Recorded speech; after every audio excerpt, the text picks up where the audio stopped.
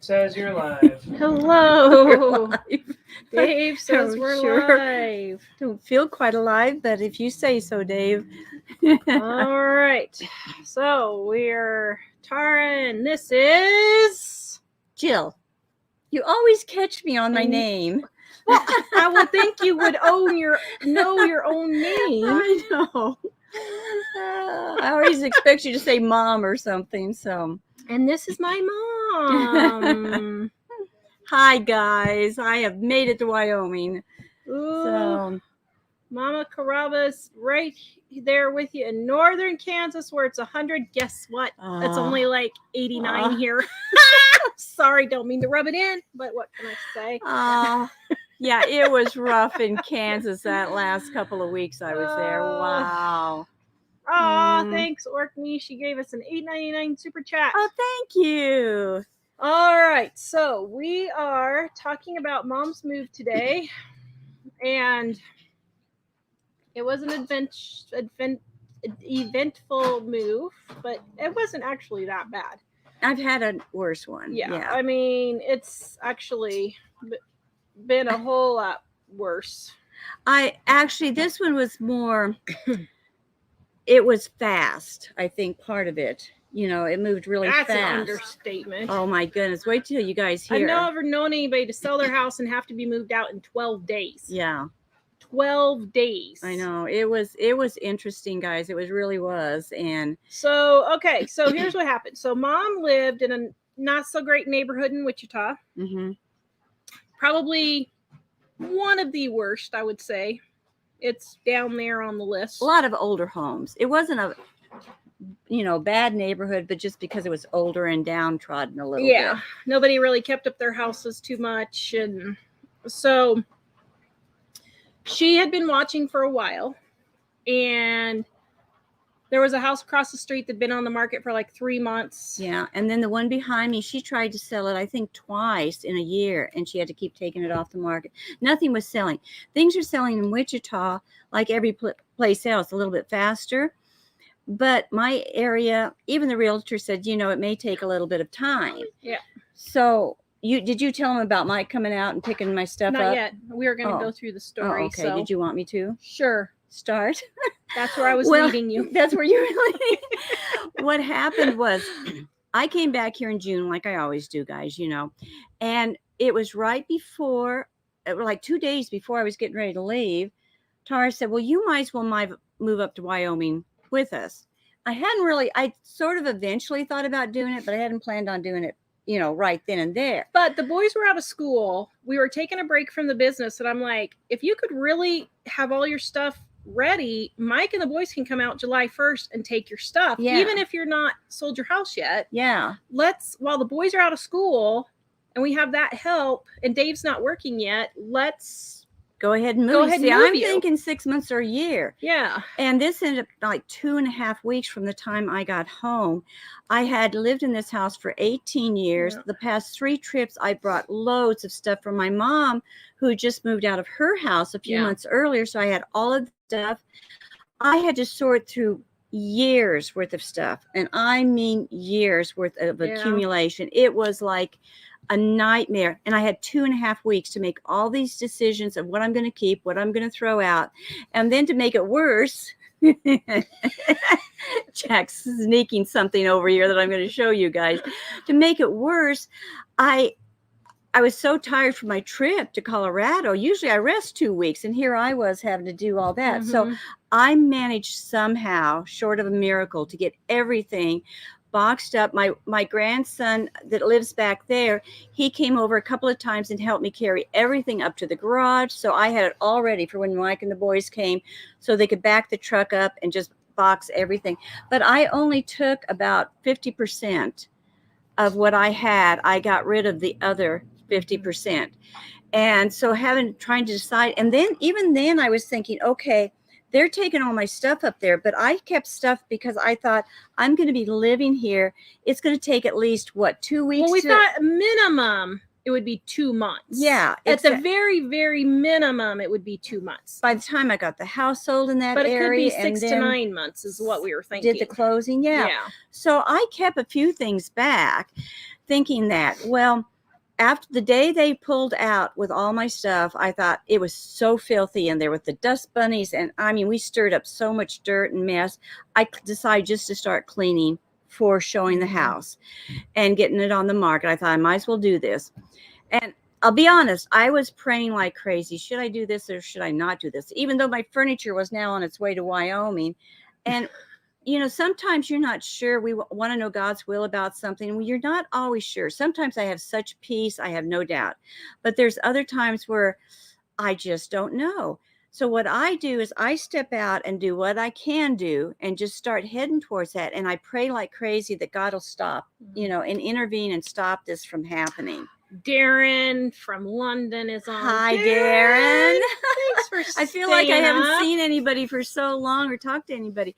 And so that's what I had to do. So I thought, well, I might as well get this house clean and, you know, get a realtor. So I spent 4 days, about 10 hours each day scrubbing. And let me tell you a little secret. I found out with my house, and I think part of what sold it, I cleaned that house like an insane person. And one thing I did that I do a little different from a lot of people take and wipe everything down and clean it. You know, I don't like using wipes because they leave a film. What I do is use regular cleaners, and I shined everything. I took a dry towel afterwards. The faucets, the countertops, the refrigerator, the microwave got literally polished, and it just sparkled in the kitchen.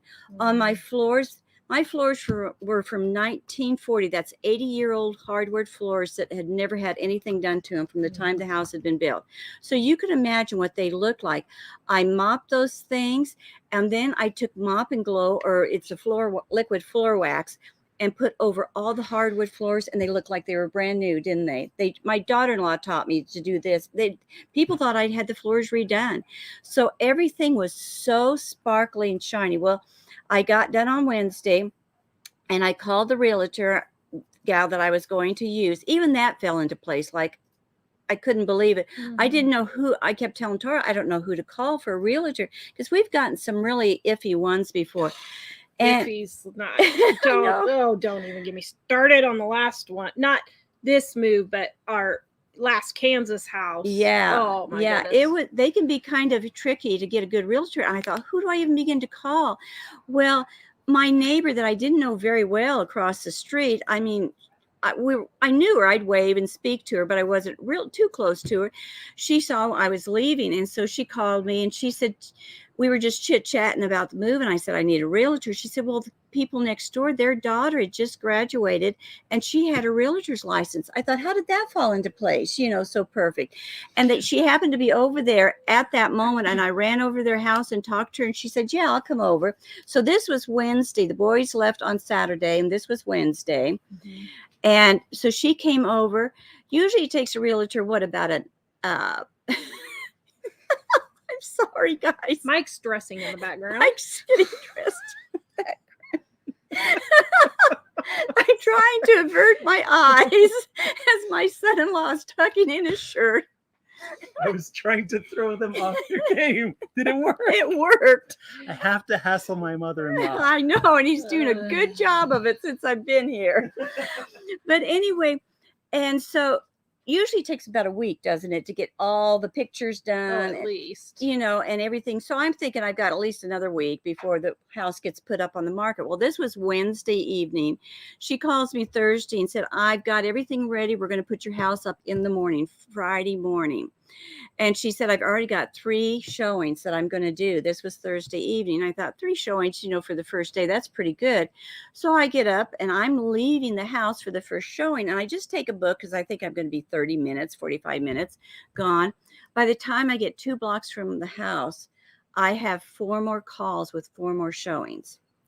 Okay, but hold on. Let's go back just a little bit. So Mom's house is not like a rundown derelict house or by any stretch of the imagination. No, it's not. It's just old. But it is an older house and it had issues. Like I had metal siding And all Yeah. the paint, some spots showed just metal because the paint was worn off. And my awning over my front porch had big, huge gaping holes where the hail had come through. So we're not talking pristine here. Yeah, and she had problems with if it rained just so, it would leak in the basement. I mean, it wasn't like awful, but little things. My air conditioner was like 50 years old at this point. Yeah. It was 35 years old when I bought the house. The gutters 18 years weren't ago. great.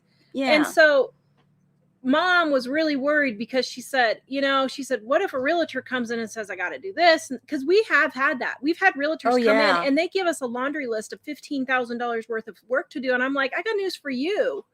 I ain't doing $15,000 worth of work on a house I'm selling. Because the neighborhood was such that I didn't even think I'd get my money out of the house, let alone make any money. And realtors tell you to come in and redo your entire kitchen for $10,000. And your equity will go up $8,000. Yeah. It doesn't even make sense. So she was really worried about a realtor coming in and wanting to do all this stuff and passing inspection and all those other things. So just the fact that this lady came in and said, oh no, we'll sell it like it is. Yeah. She said, no problem. She said, now she did say this neighborhood is going really slow, but we can sell it. Mm-hmm. And she knew the neighborhood because she lived there. Yeah. And her parents lived there anyway. And so she said, it will take some time maybe, but we'll get it sold for you. And so on Friday, I had 4 more after the 3 she already told me about. Within about an hour and a half, I went to Big Lots and was sitting on the chairs in Big Lots because I didn't have nowhere else to go at that point. And I called Tara. I said, I just got 3 more. So I'm up to like 10 or something of these showings. Sorry, guys. And so by the end of the day, I had 14 showings that day. They showed the house until 8 o'clock and 1 more scheduled for the next day. And the realtor called me. She said, I've got so many people wanting to make offers. She said, I think, would you mind if we close the offers like tomorrow evening? Yeah. Oh yeah, it was tomorrow. Yeah, I'm sorry. Yeah. And to close it on Saturday evening because she said people are it's overwhelming and they're wanting to get their written contracts in. And she said the best way to do it is to close at that point. So by Saturday, I had 15 showings on just 14 on the one day and 1 that morning. I had 4 written contracts, and she said every single one of the 15 people that looked at the house wanted to put a contract. Yep. She said, I've never heard of anything like that before. It was just like, I've never heard of that. I didn't even know how to react to it, to this old clunker of a house. Not only that, but the contracts and stuff were higher. Mm-hmm. Way higher than what we priced the house. So finally what they did on the contracts was said it has to be cash or conventional. No VA, no FHA, no nothing. It's only cash or conventional loan is what the realtor decided to we decided to do. Go ahead and limit the offers to that. So then I ended up with 4 written solid contracts. And the first one, you guys will never get, I mean, they priced it several $1,000s above my asking price. And the asking price was more than what I expected at all. So it was several $1,000s above. They said, we don't want an inspection. We want it as is. I mean, that part alone. Yeah. I had some offers that were a little bit higher, but they wanted inspections and they were wanting me to do repairs. And I thought it was wiser to take the one without the inspections who are willing to take the house as it is. But there was one little stipulation. And they offered cash. Oh, you didn't say that little detail. Yeah. They were going to give me cash. They were going to do the best you can do. That alone. And so they said, well, by the time I signed the contract, I had to be out in 11 days.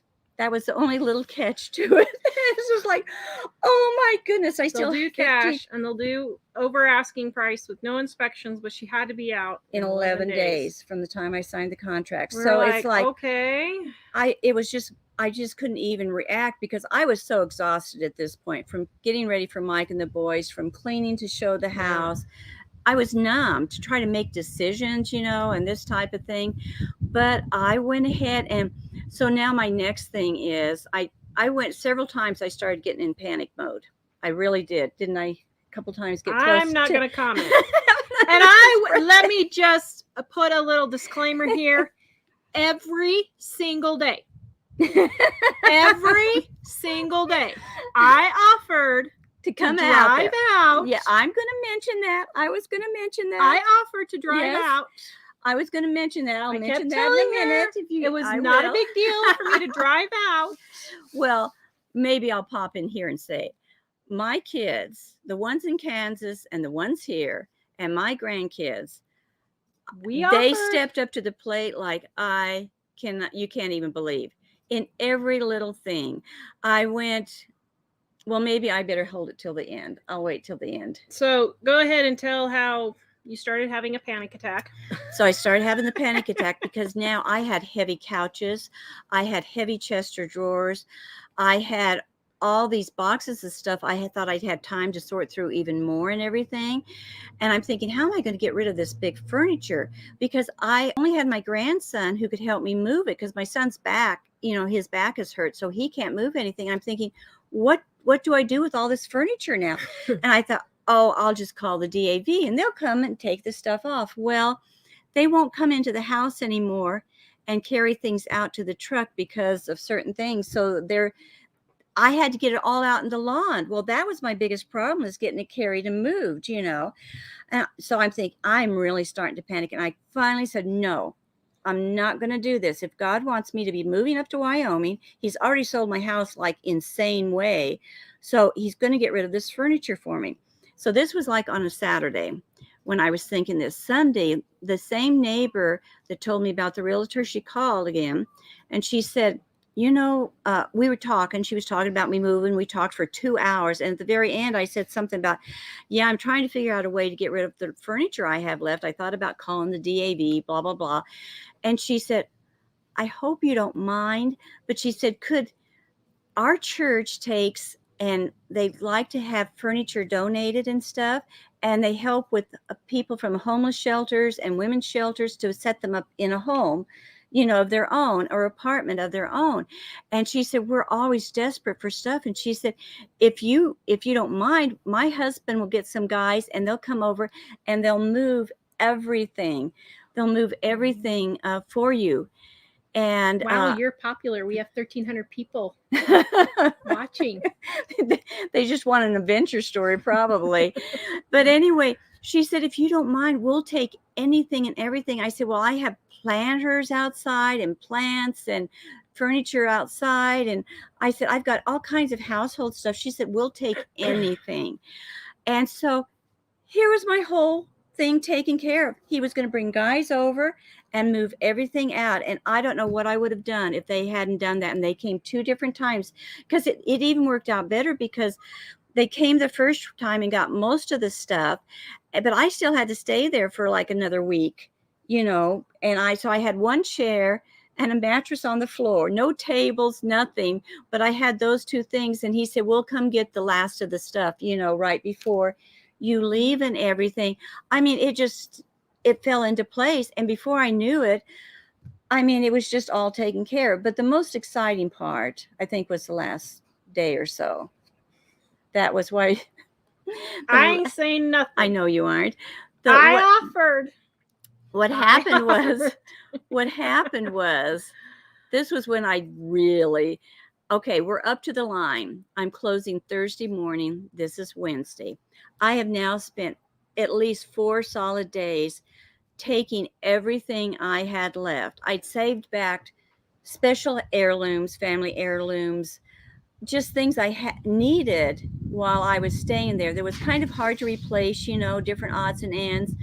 And so I was going to put all that in my car because I thought it'd be safer in the car, and this, that, and the other. Well, I had the car packed like to the ceiling, front, back, the trunk, everything. So this is Wednesday. I close the next morning. My son comes over to disconnect the cable at noon, and I said, why don't you check this car out? I said, I'm not sure if I got this too heavy or not. And he came out and looked at it. he said, shook his head. He said, Mom, there is no way you can take this much stuff. He said, you've got to toss at least 50% of it. Now, I spent 4 days because it was like a puzzle. I had so much trying to get it squeezed into there, even into the boxes. I had to work hours trying to get this stuff packed in there. And what made it worse was in 4 hours, they were going to do a walkthrough, and I still had to clean the house for the walkthrough. So I am supposed to unload this whole car that I spent 4 days loading, get it all unloaded, get it packed back in, and clean the house for a walkthrough. I looked at my son and I just burst out crying. I just started sobbing, and he's standing there. His mom's just having a breakdown before his very eyes. I said, I don't know. I can't do this. And he said, it'll be okay. Just get rid of, as much as you can. And I'm just thinking, I don't know what to get rid of because I already had the stuff that was important to me in the car. There was nothing really left. I just was crying, and I was just tossing. I got my clothes out. I started throwing away my clothes. I know this is too much information, but I even started throwing away all my panties, anything like that, because I wanted to keep the heirlooms, and that type of stuff. I still couldn't get it done before the walkthrough. So what I did was I got a bunch of it packed and repacked, and then the other I had to push to one wall. And I finally got the house clean, and I left for the walkthrough. Mm-hmm. Okay, so I am beyond emotionally exhausted, physically exhausted, mentally. There's nothing left in my brain whatsoever. I just got in the car and drove and just parked to wait the 30 minutes while they did the walkthrough. So I still have 2 to 3 hours of having to pack the car when I get home. And by this time it's 6 o'clock. And so I drive back to the house after the walkthrough, and I go to open my back door to unlock the big door. I open the screen door to unlock the big door. The screen door is locked. They locked the screen door. I have no way of getting in my house now because the only key I had at this point. Was this before or after you were brushing your teeth? No, that was the next morning. Okay. And so the door was locked. I couldn't get, and whoever's from Kansas said that it was like excruciating excruciating heat and humidity. It was like 105 to 110 heat index, all for 2 weeks there. And so I'm standing in this heat already, if just overheated, sick, and don't even know what to do. So I called the realtor. She always answered the phone. This one time she didn't answer the phone. I thought, oh no. And so I was outside for about at least 30 minutes or more trying to figure out how to get the door unlocked. So I finally got in the house and got back. It was just little things like this that kept happening that was driving me insane. So this was Wednesday night then, and I got done packing. It was about 8-9 o'clock. The next morning, closing. I thought, I'm on closing day. This will be great. So what I did, I got up. I had to curl my hair. I was just finishing up curling my hair, and I was brushing my teeth and rinsing out the sink after brushing my teeth. And I looked down, and all of a sudden, boom, all the electricity, power went out, the water stopped running all at the same time. I'm thinking, what in the world happened? They shut the power off sooner than they were supposed to. All my water, my power, electricity, everything. And the only thing I could think of at that point was, that's okay. I'm not going to let this bother me because at least I got my hair curled and my teeth brushed so I can put my makeup on and get dressed and leave. So no big deal. I'm taking this pretty good. I get everything packed up in the bags, to the last bags to put in my car, and I march out, open the door to the garage, and it's so dark in there. And I thought, boy, it's dark in here. So I thought I'll just open the garage door and drive it out onto the driveway so I can see better and pack everything in. Well, I pushed the button to the garage door. It didn't open. And I'm thinking, oh no, the power's out. Now, this is the first time she's parked in the garage in 18 years. I've never parked my car in the garage before, ever. And I parked it in the garage that night before. And now the garage door will not open, and I'm due at the closing in an hour. I don't know what to do about this. I didn't even know who to call to find out what to do about this. So I halfway just called my neighbor gal, because I'd already called her earlier and said I'd seen her and said goodbye. And then I called her and said, now power's out. And then I called her and I said, you won't believe what happened now. I can't get my garage door. And now I'm starting to get a little panicky, because what am I supposed to do? So she said, I'll come right over. You just drive your car through the garage door. I thought, you know what? I thought about it. I was so upset. I thought, I'm just going to drive it through the garage door and tell them I'll pay for the door to get fixed. I was to this point of a nervous breakdown. I really was thinking that. So I called her and she said, well, let me come over and look.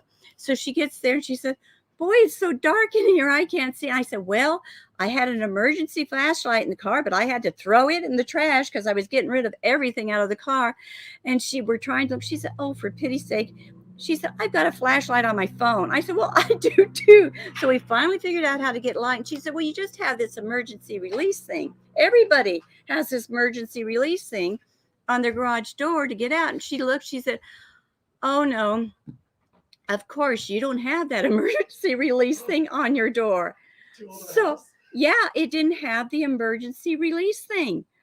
So now I'm really, really getting to ready to get in the car and just go through the door. And she said, let me go over and look at my garage door again. She has 3 different garage doors. And so she was going to go look over there and see if she could figure something out. So she ran over there, and I was getting ready to turn the flashlight on my phone, and I looked down. Oh, I just love it. It was so funny. I started laughing. It said, just pray everything's going to be fine. And I thought, how ironic. God knows how to hit me between the eyes, that's for sure. And I thought, okay, I will. I'm counting on this.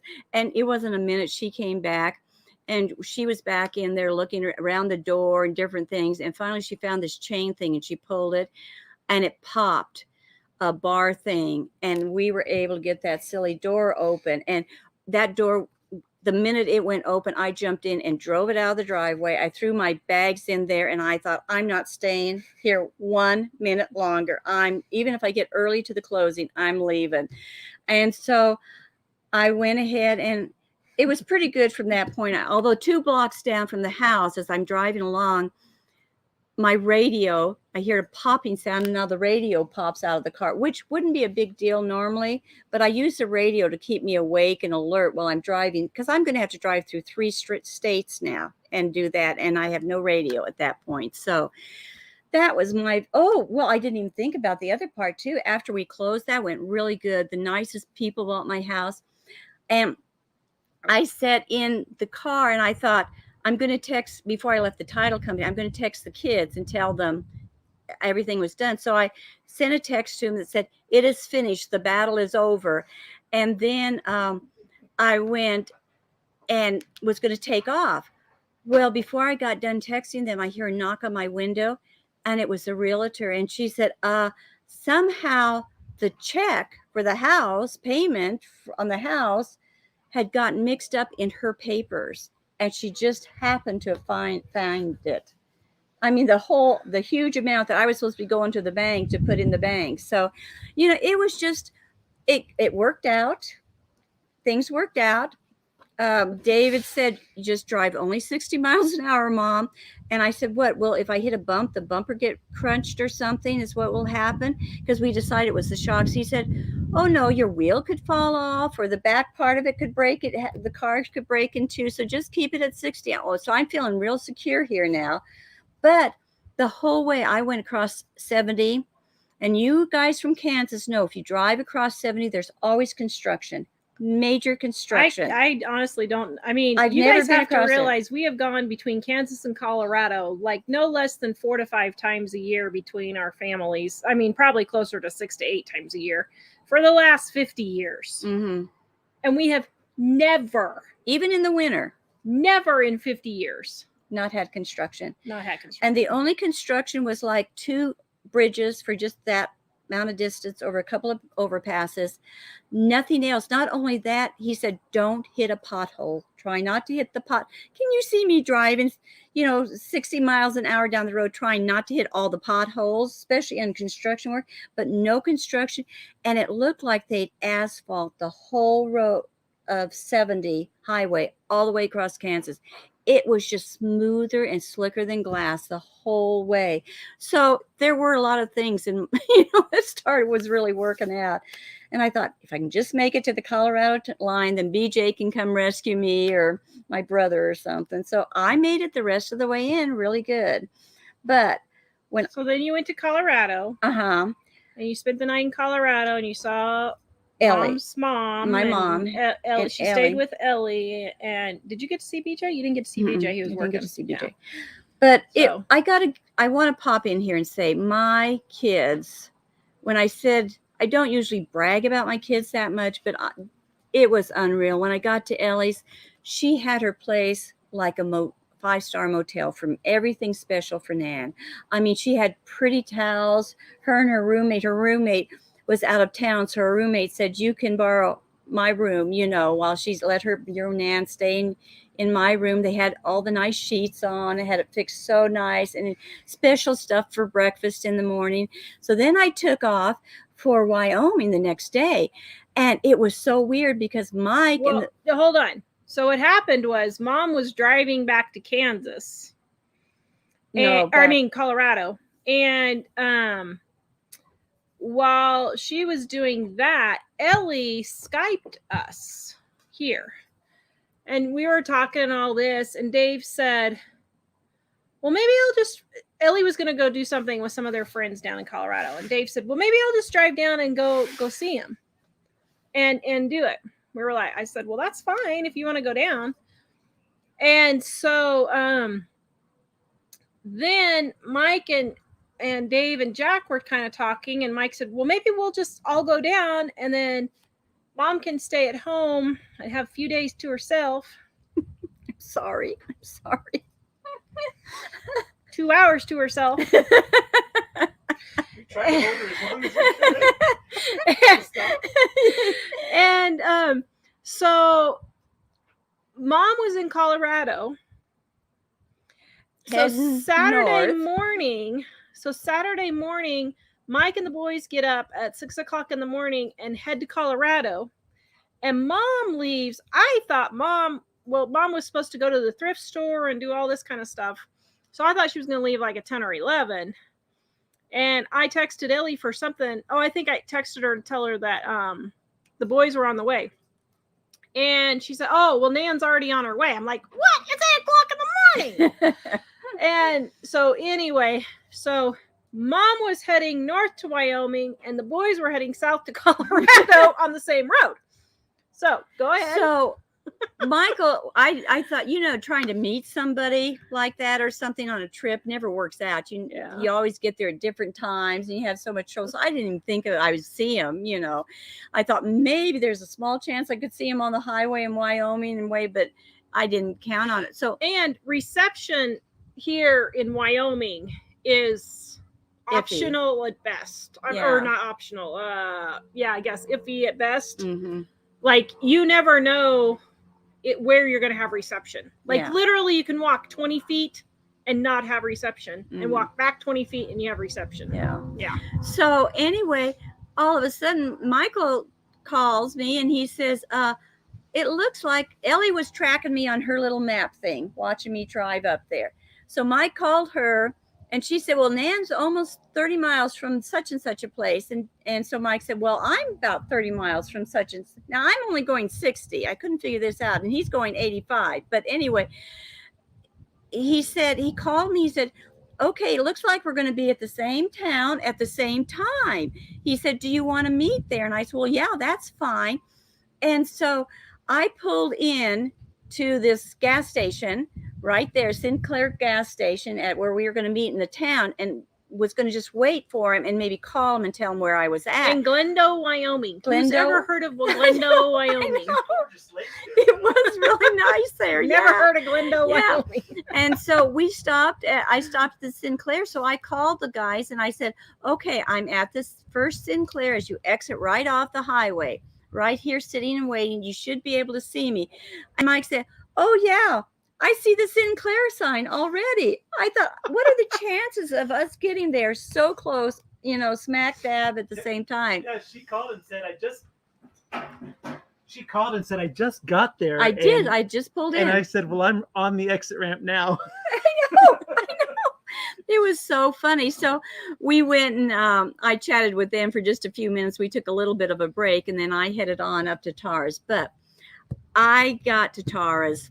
Oh my goodness. I'm staying in their basement apartment area, whatever you want to call it. Their whole basement has a kitchen and everything and rooms. And when I got here, I can't tell you. She went and Michael had fixed all the lights. So because he thought it was too dark in there. So he put new lights up for me down there. Now she needs sunscreen when she's in there. Now I need sunscreen when I'm in there. Yes. He got that done. Then Tara, she had it fixed up so nice. She had the kitchen table all up and set and ready for me.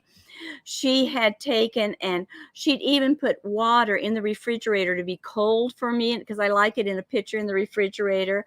She had taken and had in the living room part by the fireplace had my new chair and end tables all arranged for like a little sitting area. With your books and your mail. Don't forget your mail. And my mail. And who did you get mail from? Just so we don't forget. I got it here. I got mail from Marlene. Marlene, I didn't do anything for my birthday because I was so busy packing. So when I got here, Tara handed this card to me first thing when I walked in the door. And I went and opened it up and it was just like the cherry on top of the cake. I was so excited because then I walked into my bedroom and Tara and Mike had bought me the cutest vanity and they had a big happy birthday balloon. Even though it was late, they had the happy birthday balloon and my sheets were on the bed. I thought I was going to have to put sheets on the bed and everything. And then on top of that, on my bed, Tara placed a Hershey's Kiss. But on my table, my vanity, would you guys look at what Tara put? Look at this. And a gift card to Dairy Queen, if you can imagine. And then I went in the bathroom. There, she had white fluffy towels, even brand new box of Kleenexes. No one's ever even used those towels. Oh my! They were only for showing the house. Oh my! I know. And then, in the refrigerator, it was packed full of ice cream bars and ice fudgesicles and stuff. I mean, there was 4 big, huge boxes and another package of stuff. My favorite ice creams that I can't buy in Kansas, that was filled in there. I just went from room to room. It was like a birthday, and then some.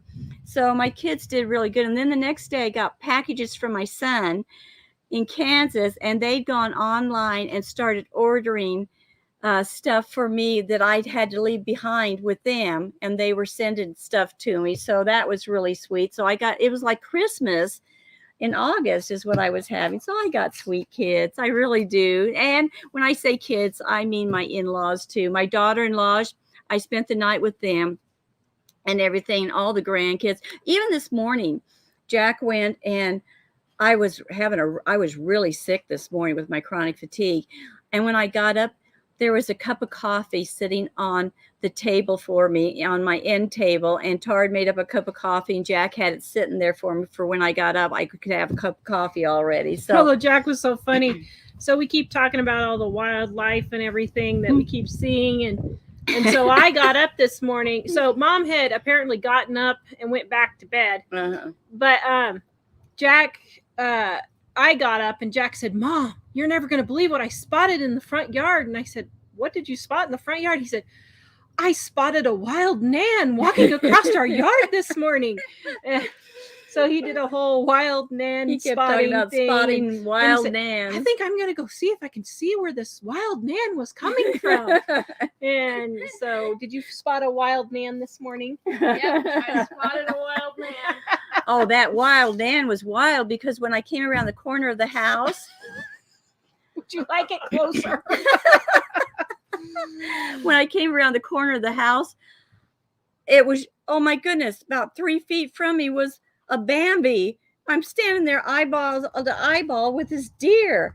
And it was looking at me like, what are you doing here? And I'm thinking, hey, this is my yard.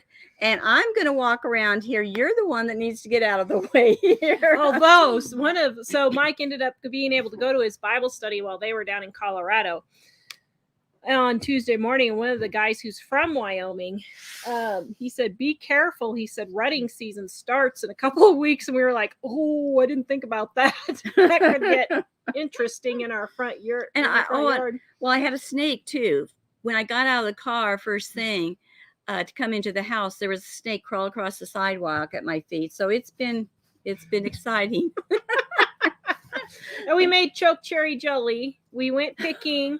So we're not going to tell you what happened with the choke cherry jelly. You guys are going to have to watch the video coming up in a few days. Oh. Yeah, we picked berries from our backyard. It was, well, just watch the video. Let's just say watch the video. So, okay, so we have a couple of questions here. Do you plan on renting, or are you just going to stay with Tara and Mike? Well, for the moment, I'm staying with Tara and Mike, and I'm going to start looking to buy a house. Here's the problem. Even if she wanted to rent, she really couldn't. Sheridan is like totally empty of all rentals. People just keep posting and posting, begging for rentals. And it's just impossible because so many people have moved here. And so there are no rentals really to be had. So even if she wanted to, so two different people. Stormy said, what is the weather like? And someone else said, have you lived through a Wyoming winter yet? Okay. We're going to do a video on this, but let me just say,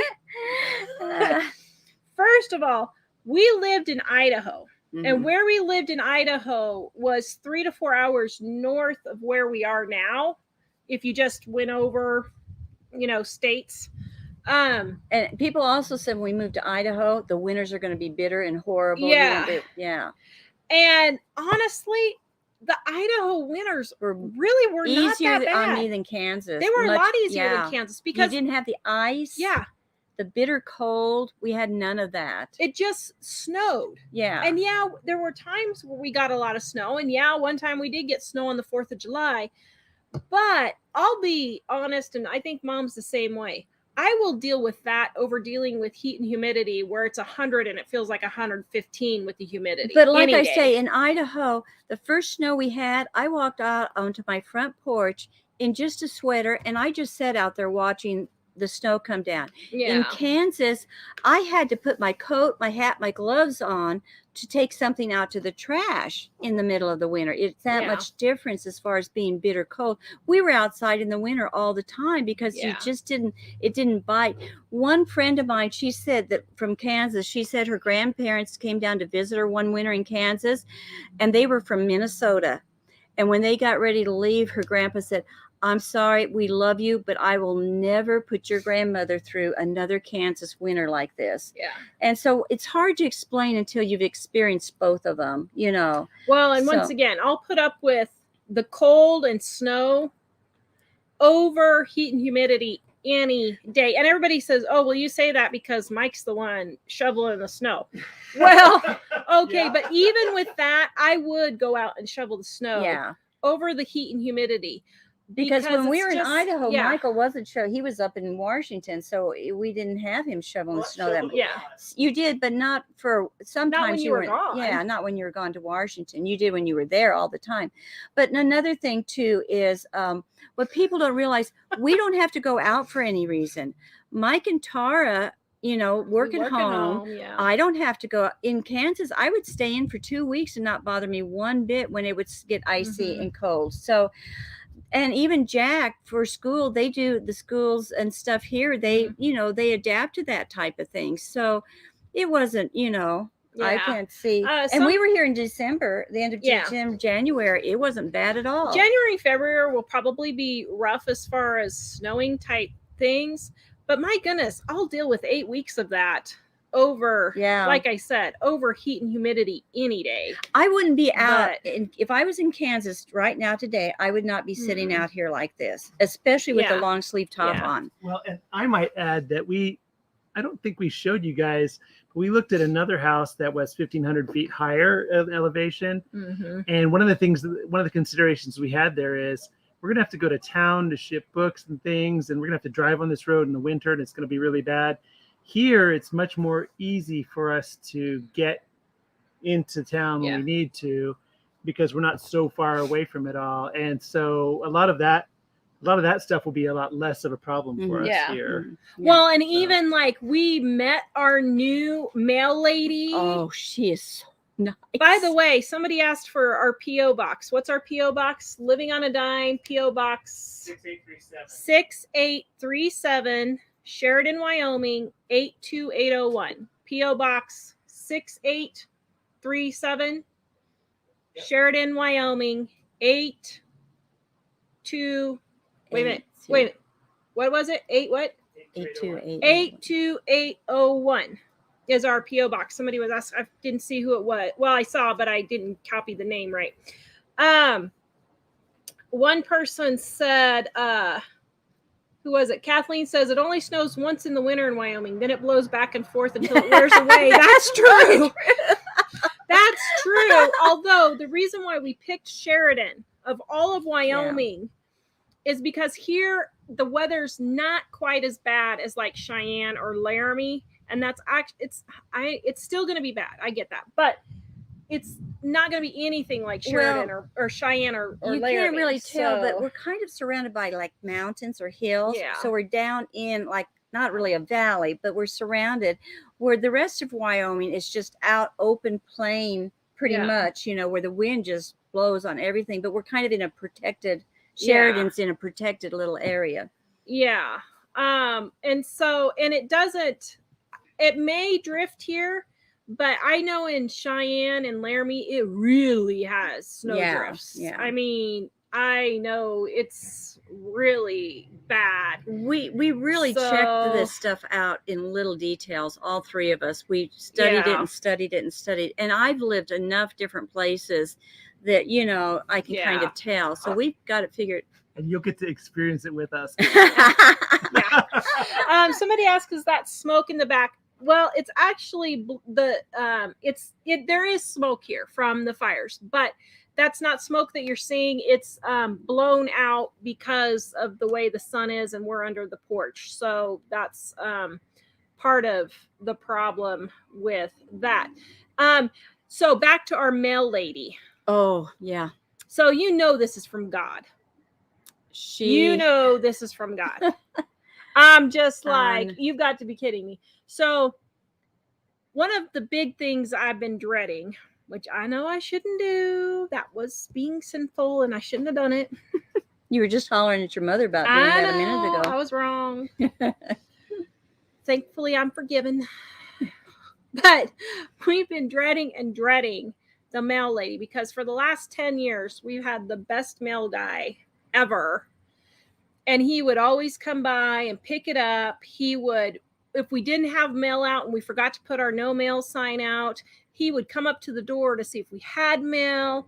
If it was raining or snowing, he would trudge through the snow, taking our books for us when we weren't able to get them out there because it was raining or snowing. And we had the best mail guy. We were just spoiled. And then the post office got to know us, and so we had a system down. And we were like, you can't get better than this. And this is our business, so that makes a big difference for us. And so one of the things I was really dreading was the new mail person, because we've talked to other people and we've experienced other people like out of Goshen, our friends out of Goshen, when they go to mail their cookbooks, their mail lady won't even take them. I'm like, you've got to be kidding me. I mean, they're a lot smaller than what we put out, and so she won't even take them out of the mailbox. I'm like, you've got to be kidding me. Well, so I was so I was kind of dreading it. Sorry. And we have a lot of action around well, I here. thought somebody was really hurt. Yeah. We were really dreading dealing with the mail. And I was like, oh, brother. So finally I left a note day before yesterday and I said, could you please come? So, well, first I went down to the post office and she said, yeah, she said they should be able to pick it up for you. You know, you can just talk to her but they should be able to pick it up for you. So then we have this really long driveway. Yeah. And then I was like, oh man, in the winter, even though I don't mind snow, hauling books all the way down our really long driveway. And so it's like, oh, great. And then we had nowhere to put a box to put the books for when it's snowing and raining to make a cabinet. And so we have like, several mailboxes right there. And we had like this much space where we could maybe make a little cabinet or something. But I was like, how are we going to do that? So I put a note and I said, could you please come up to the house so we can talk to you about doing pickups and everything? Oh my word. I've never experienced mail service like this before. And I said, nice. I said, I don't know where to put the books. First of all, I said, can you please pick up the books every day? I said, we try to do the scan form, but it doesn't always register. And I said, we have pretty much every day orders going out. And I said, I have a sign that I put up when it's no mail that day. And I said, I don't know where to put it down there for the books. She said, oh, well, I'll just come up to the house and get them. She said, that's my job. Are you a union worker? What is wrong with you? And she said, oh, yeah, that's no big deal. That's my job. And I said, when we have big orders, I said, we'll, if we have like 300 or 400, 600 orders, I said, we put them in the back of our pickup and then we take them down there. She said, oh, don't do that. She said, you just leave them all for me. She said, you don't need to mess with the post office down there. It's bad parking and everything. And I was like, what? I said, well, that's a lot. She said, that's no big deal. She said, if I see you have a lot of books, she said, I'll just do my route and then I'll just come back after I'm done and just load them all up and take them for you. So you don't even have to mess with the horrible parking or anything down there. Mm-hmm. And I was like, are you kidding? Yeah. So we got the nicest mail lady ever in the history of the post office. You know what was so refreshing about her? I was like, wow. It's been a long time since I've had one other person where it was like she was willing to go above and beyond the call of duty at a job.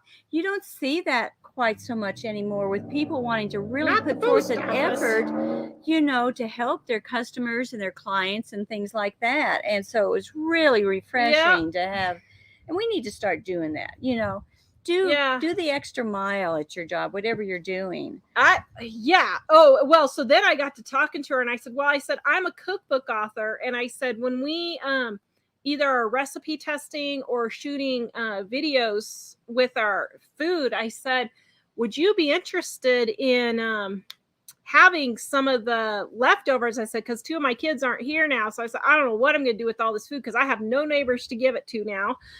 And she said, I think I'm getting the good end of this deal. So I was like, okay.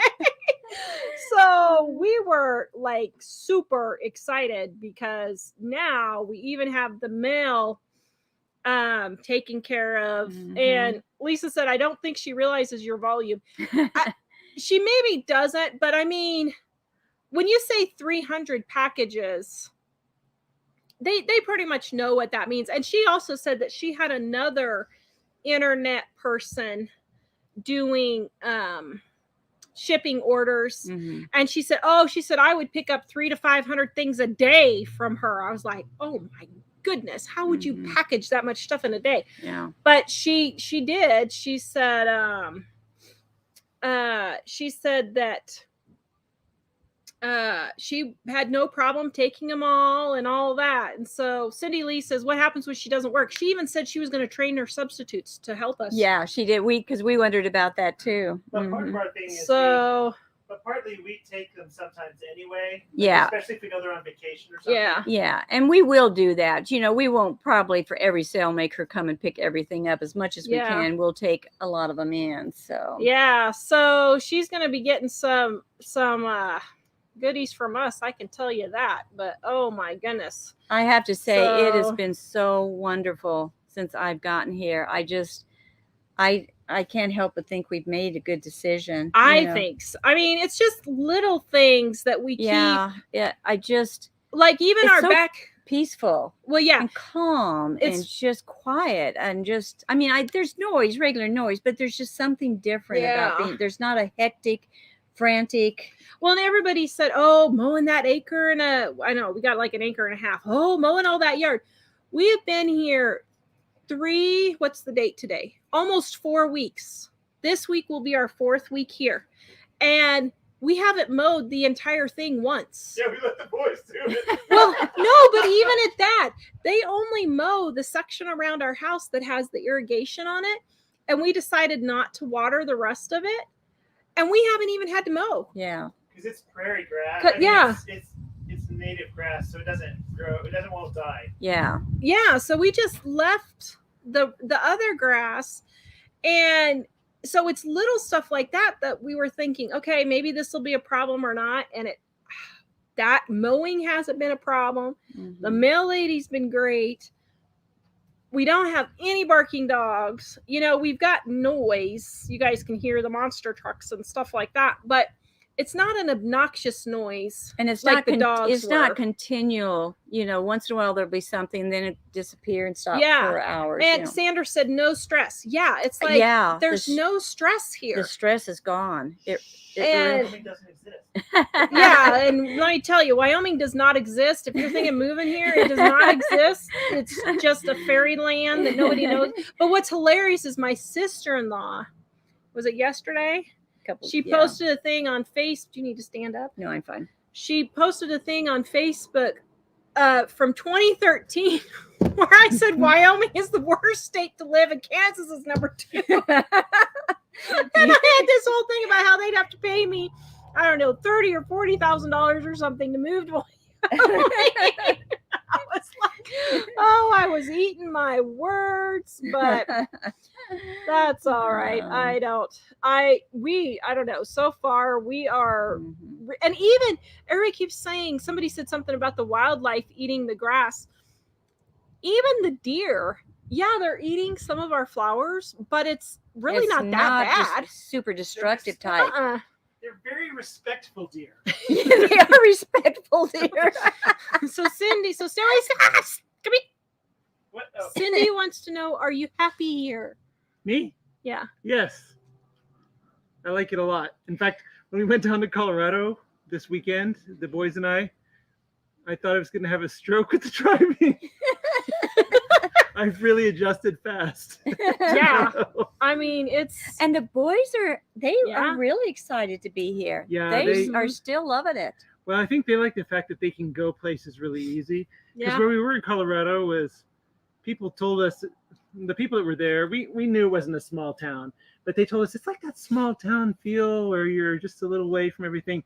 But it was far enough away to not be convenient, but not close enough for the good parts. Yeah, because we had no grocery store, no gas station, no nothing in our town. It was literally 4,000 houses that were just people sleeping. But here, pretty much every day, the boys go out, even without us, to go adventure around the town somewhere. Yeah. And it's really nice that they can. Yeah. So Yeah. That's been we've really liked it a lot. Yeah, I mean, Mostly, it's been great. The only thing that's not as relaxing is that we're not quite settled in yet. So like, for instance, I'll be working in the living room sometimes and other people will be in the living room and we'll kind of step on each other's toes a little that way. But that's not permanent. Yeah, we've got boxes everywhere. We don't know what's in the drawers. Yeah, that's more of a moving thing. It hasn't really nothing to do with being here. So, and we're getting boxes unpacked. I'm trying to do 5 to 10 boxes a day, and we're getting there. And tell him Mike's going to work on the yellow truck. Yeah, Mike's going to work on the pickup so we can get the tailgate down, so we can get more freebies. Mom picked up a free. So Mom and the boys went to Walmart this morning, and so I keep watching Facebook pages that have all these selling and free stuff, and so so Mom went to Walmart and some freebies popped up, and I was like, oh, I said, there's some freebies on Main Street. See if you guys can find a parking spot. If not, just drop Dave off. Just circle around. And circle around and have downtown street. The main street here in the summer is pretty busy from all the Yeah. tourists. And so I was like, oh man. And they had the cutest little, I don't know, what would you call it? It's not a coffee table, but it's not an end table. It was like a little. Well, it is kind of a coffee table, but it Kind looks more of. like a tray type. Has a Yeah, tray Mike, go edge. get it. Go get it real quick. On the front porch, there's a tray. Go bring it down And real it's quick. green with green Just lace. walk around this way and you can grab it real quick. Wait, that way? Yeah, Oh, I it's just see. right on the front porch. We can go into the smoky. And so Sasquatch. yeah, Sasquatch. And so we've been getting all these freebies. Well, the dumb tailgate on the pickup won't go down. And we've already put $6,000 into this thing the last month. And we're like, oh my goodness, how much do we keep going? But I keep getting all these good deals. Did you guys see my good deal with the couch, the 1970s couch set? Oh, wait till you see it. Oh my goodness. You guys are going to die when you see what they're going to die. Mm-hmm. It's gorgeous. If that video doesn't go viral, I will be totally devastated because the transformation is like nothing I have ever seen anywhere. It's good. And here's a little hint. Here's a little hint I brought for you guys just to kind of, tease you a little bit.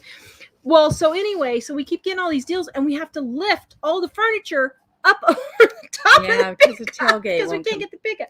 So So this she tells me to stop, just park downtown on Main Street. So they can You didn't Okay, tell I've me it got was the all the way out boys on in. I've got a 40. little tiny Toyota Corolla, little tiny, and I had the Yes. boys with me. Look There at was three of this. us. I had all the wall. Show the Isn't top that here. cute? And I had the boys. We had all Can this they see piles it? of stuff from Walmart. And she said, "Oh, just pop this in the car real fast." And it's got all this, you can't see it on there, but it's got all this little really cute fine detail trim. down here that's really cute. This And it looks was like free.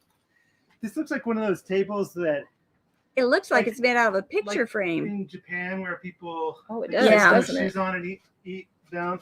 It looks like that kind of table. Mhm. Yeah. Really cute looking. So we stuffed it in my little tiny back Car seat with of my both the car with boys. both the boys, and I just still had stuff packed in there and the Walmart bags and everything. Yeah. So we got that little freebie today. But so Mike went and researched last night to see, and it looks like one of the side pull things is broken. So he's going to pull the pickup apart, the truck, the tailgate, and see if he can get that fixed. So now we can get our freebies. So Mike Well- had younger days, was it post-traumatic working on vehicle syndrome? Yeah.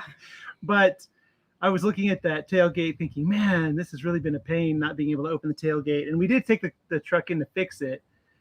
Because somebody asked about the truck breaking down at church. Yeah, it broke. We took it to a church here, and then immediately afterwards, it just made this horrible screaming noise and was throwing smoke. We're like, yeah, we're not gonna visit this church discreetly.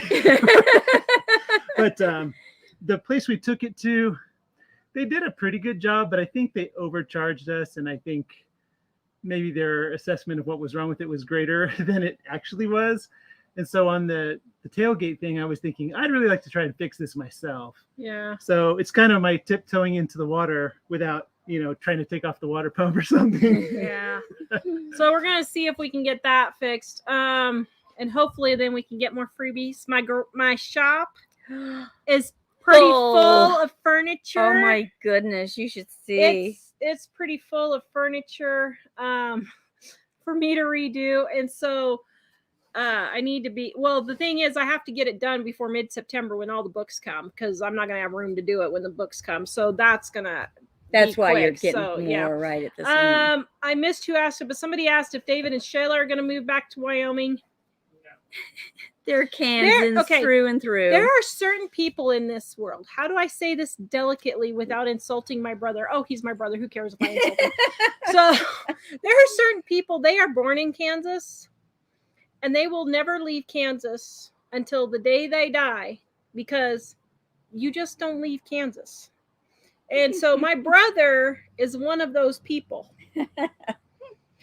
I love him dearly, but he has no desire to leave Kansas. They like where they're at. They want to stay where they're at. Actually, they're in So- a smaller town it's close to Wichita, within like 12 minutes of Wichita, but it has the town they're in. It has a small town feel, and it is a really nice, really sweet town. So Yeah. they're really happy there now. So Yeah, so they like it there, and their kids are there. So Yeah, there's they've got really all the no kids. reason for them to come back here. But Did you see the question about where did you get the material?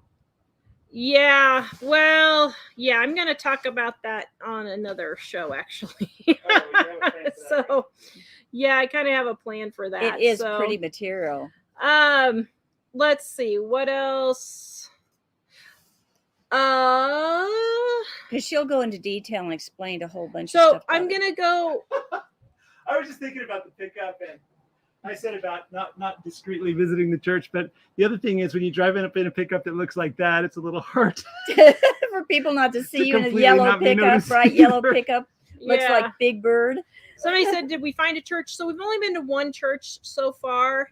Because Mike and the boys were gone, and I was getting here Yeah, on Sunday. And then the first week we went to this church, it was a guest pastor or associate pastor, and then the second week it was the pastor. But we're gonna try several churches before we make a decision.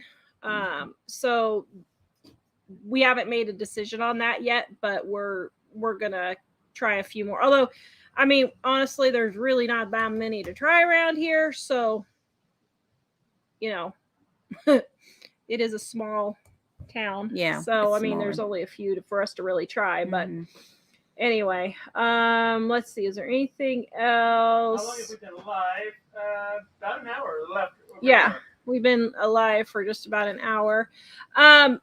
Also, for you guys who were wanting books and you didn't get the sale, we're having a pre-ordering sale, 35% off all the print books. Now, Volume 1 and Volume 2 are not being shipped until around September 15th. We just found out yesterday that they printed Mike actually designed the cover wrong, and they printed the covers. Whoa.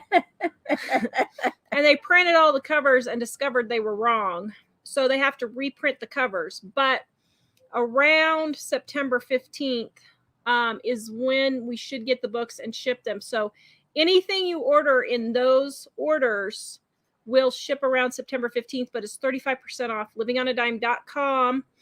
We do have gluten-free in stock, though. So if you want a gluten-free and you need it now, order it separately, and then we can ship that now for you.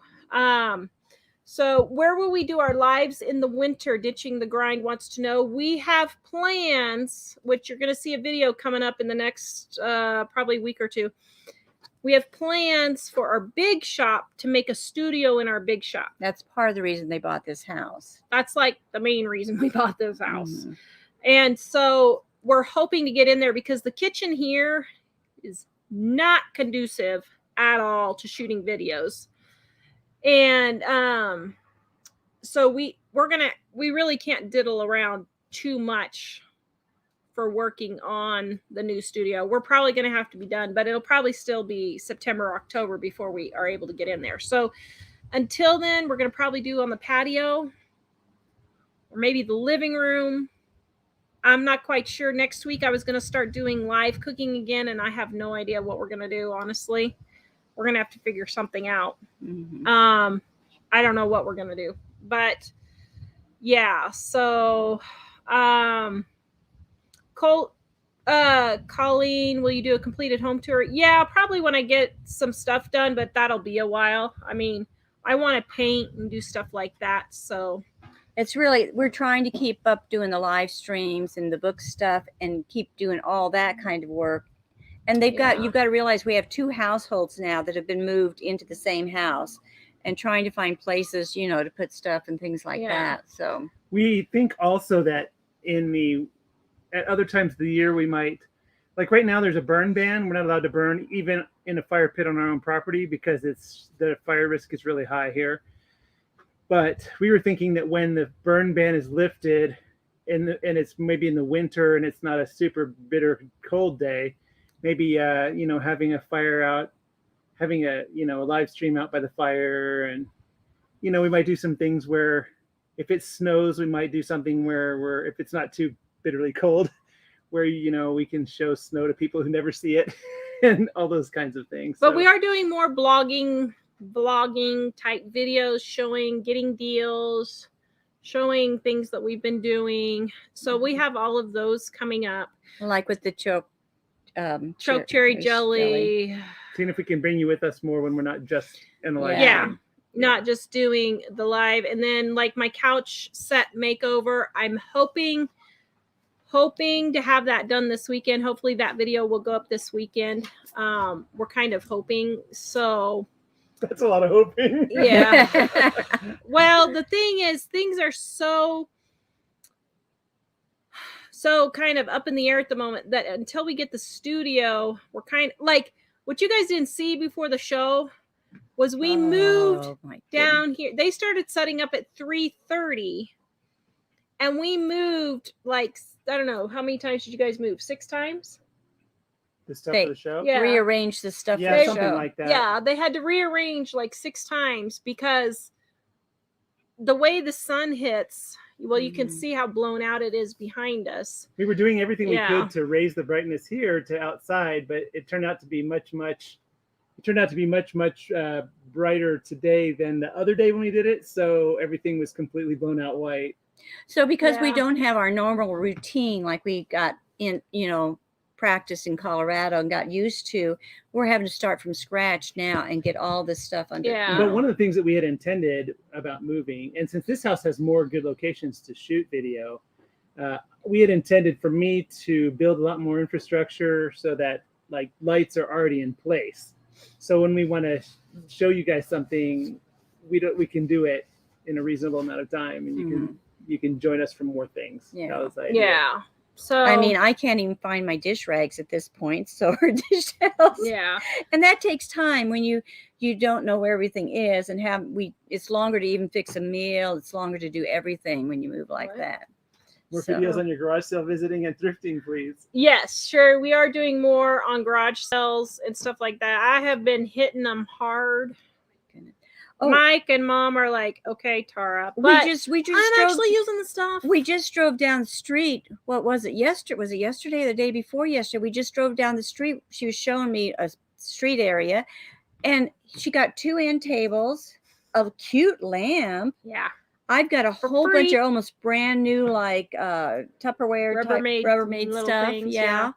And they were just sitting there free. So they have a lot of stuff like that.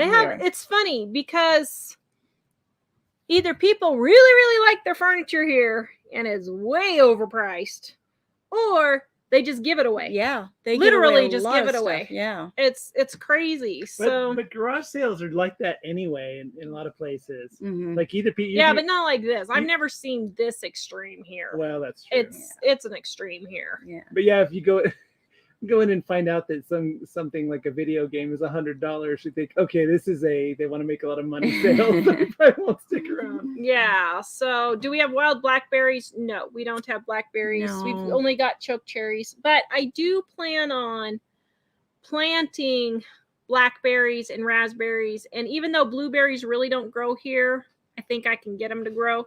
Are we going to have to put a concrete bumper around the whole thing? Mm-hmm. Yeah. See, the one thing about blackberries a lot of people don't know, and I think and raspberries and strawberries too, right? Yeah. They push a lot of roots underneath and spread to everywhere and kill out everything else.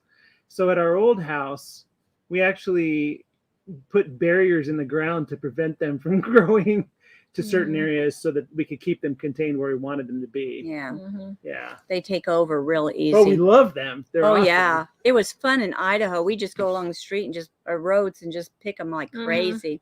Yeah. What is a choke cherry? I'll just tell you, I have a video coming out probably early next week on it, so you'll be able to see them. It's easier for you to be able to see them. You will just get all kinds. Let me just tell you, just wait for that video coming up. You will just wait for that video.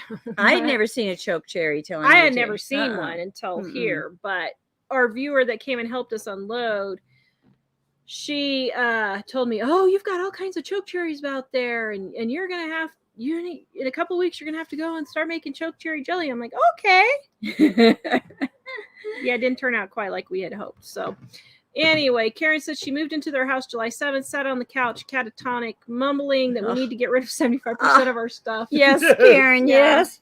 You're describing it exactly the Yes. way we Let's see. Sagittarian says, what color is your kitchen? Because she wanted to make us something. So my kitchen is neutral right now. Yeah, she's got totally beige. It's actually totally beige, browns. but I'm thinking of going towards teal type colors for the living room and kitchen and that kind of room, that kind of area. So if so if you want to make it something and you need the color, probably towards the teal color is where I'm headed. Well, sort of like that and that, those two. So you could do either one, but that's the area I'm going to. So thank you ahead of time. Mm-hmm. And let's see, what else have we thought about doing? A Crock Pot Cookbook. Actually, we have a Crock Pot Cookbook. If you go to our store, it's an ebook though. But we do have a Crock Pot ebook.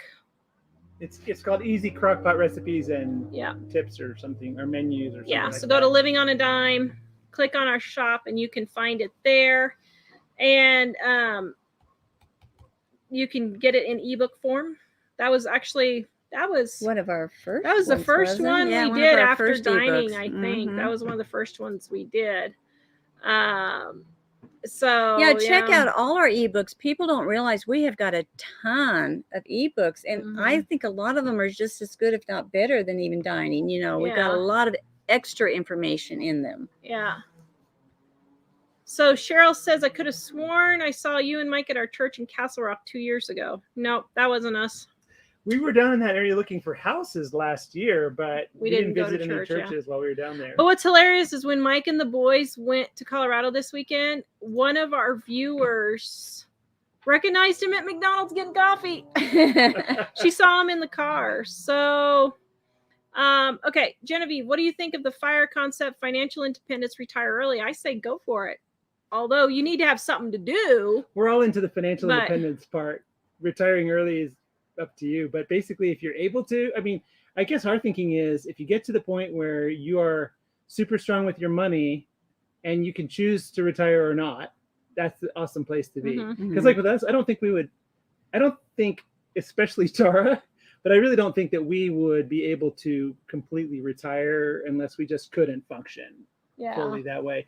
So, but I think that if you can get everything to be financially independent, it just opens up so many doors. Yeah, And that's why we encourage people to pay off things, their and mortgage have and no their debt debts. and Mhm. have, and even like with the house and all that, because It just takes gives care you, of so much stress. yeah, That, and it's and you funny. can think straighter and then make better plans for. It is, and things like with our business, there are times where it goes really well, and then times where it's a lot slower. Well, we've learned that when it goes really well, we don't spend it, Mhm. and then we got to a point where then we'd have money in the bank. So then when we go to print books, we have to pay a lot. Most people will say, can I make payments on that? And we just realized it's so much easier to send the one payment and be done. Mhm. And that's the same thing with a lot of other things. Like when we had an HOA at the other house, the HOA dues were like $160 a year. But a lot of the people would pay every month. And I was thinking, $160, I just want to pay it and not have to keep thinking about it every month. Well, people don't So realize. the financial independence part makes it really great on that sense too. I mean, we're not at the point where we could stop working, I guess, but anyway. We could sell our business and stop working if we wanted to. But for the most part, I would say we still, have to think about our money and all that. But it's just gotten to where we no longer have to think, do I put tires on the car or fix the fuel pump? Yeah.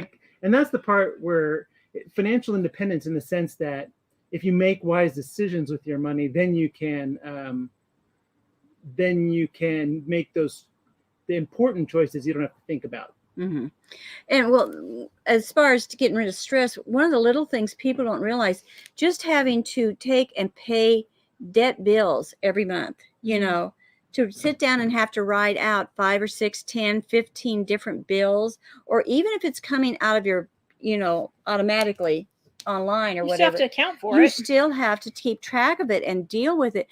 I have like 3 bills, and they're like the electric, the water, that's all I deal with every month, nothing else. And it's so, I don't stew over, am I going to have enough money this month? Do I have to sit down? And people even fight over, the couples do, having to sit down and write out the checks and do all of that. You just saving time on those things, that really adds up, and you don't realize until after you don't have to do it anymore what a difference it makes. Just like he said, some would do it every single month. They'd have to write out 12 checks compared to 1 check. That adds up if you do 5 or 10 of them, it really does. So, well, one thing I realized with this move a lot, if it's a problem that money can solve, it's not a problem. Yeah, that was big, guys. Big. Okay, I'm big. still absorbing it. But I mean, it might be a problem because you don't have the money. But like, as I was realizing, if money can solve this problem, it's really not a problem. So when the truck broke down, we had the money to fix it. So it wasn't a problem. It was an irritation, but it really wasn't a problem. It was nothing to worry or stew over. Yeah. And so people get all upset over a lot of things that if they would just be responsible with their money, they wouldn't have the problems in the first place. Well, and I would say on that, if it kind of made you cringe a little to hear that, because you think, well, I wish I had that kind of money. We aren't rich, but we want to be. But we're not sitting in line at Starbucks. But what happened we're not making a car payment every month. Yeah, when we found that we had a little extra money, we didn't spend it. And I think that's the mistake. Most people, if they find out they have a little more money and payday is tomorrow, they'll spend the money today knowing that more is coming tomorrow. I've got tax money coming in, so I'm going to go buy the big screen TV. Yeah, but we had to make desperate choices about things that were potentially dangerous to be able to have a car that would go. We had to decide, do we fix this part or this part in the past, because we just didn't have the money. But when we got a little extra, we didn't buy fun things with it. We kept it until eventually we were able to figure out how to fix the critically important things and then still not pay anything for the non-important things. And of course, now that time has gone by and we've continued to live that way for many, many years, like 30 years, now we can sometimes choose to spend a little more on something we really want. But we like the house. But what I think is interesting is there are a lot of people that might say, wow, I wish I had a house like that. And I'm not going to say, we're totally blessed. I know it's totally from God. I'm not saying that it's us. But what I do notice is... But we did our part. But the other thing is we have 2 vehicles, the newest of which is 21 years old and cost us $3,000. And I notice a lot of the houses where people might say, you sure have a nice house, I wish I could do that. They have an $80,000 pickup and a $50,000 other car in the driveway. And I think it's all about your perspective, like what is important to me. And for us, what's important is the house. So if you can kind of only spend on the very most important things and then set the rest aside, eventually you'll find yourself in a position where you're more prosperous.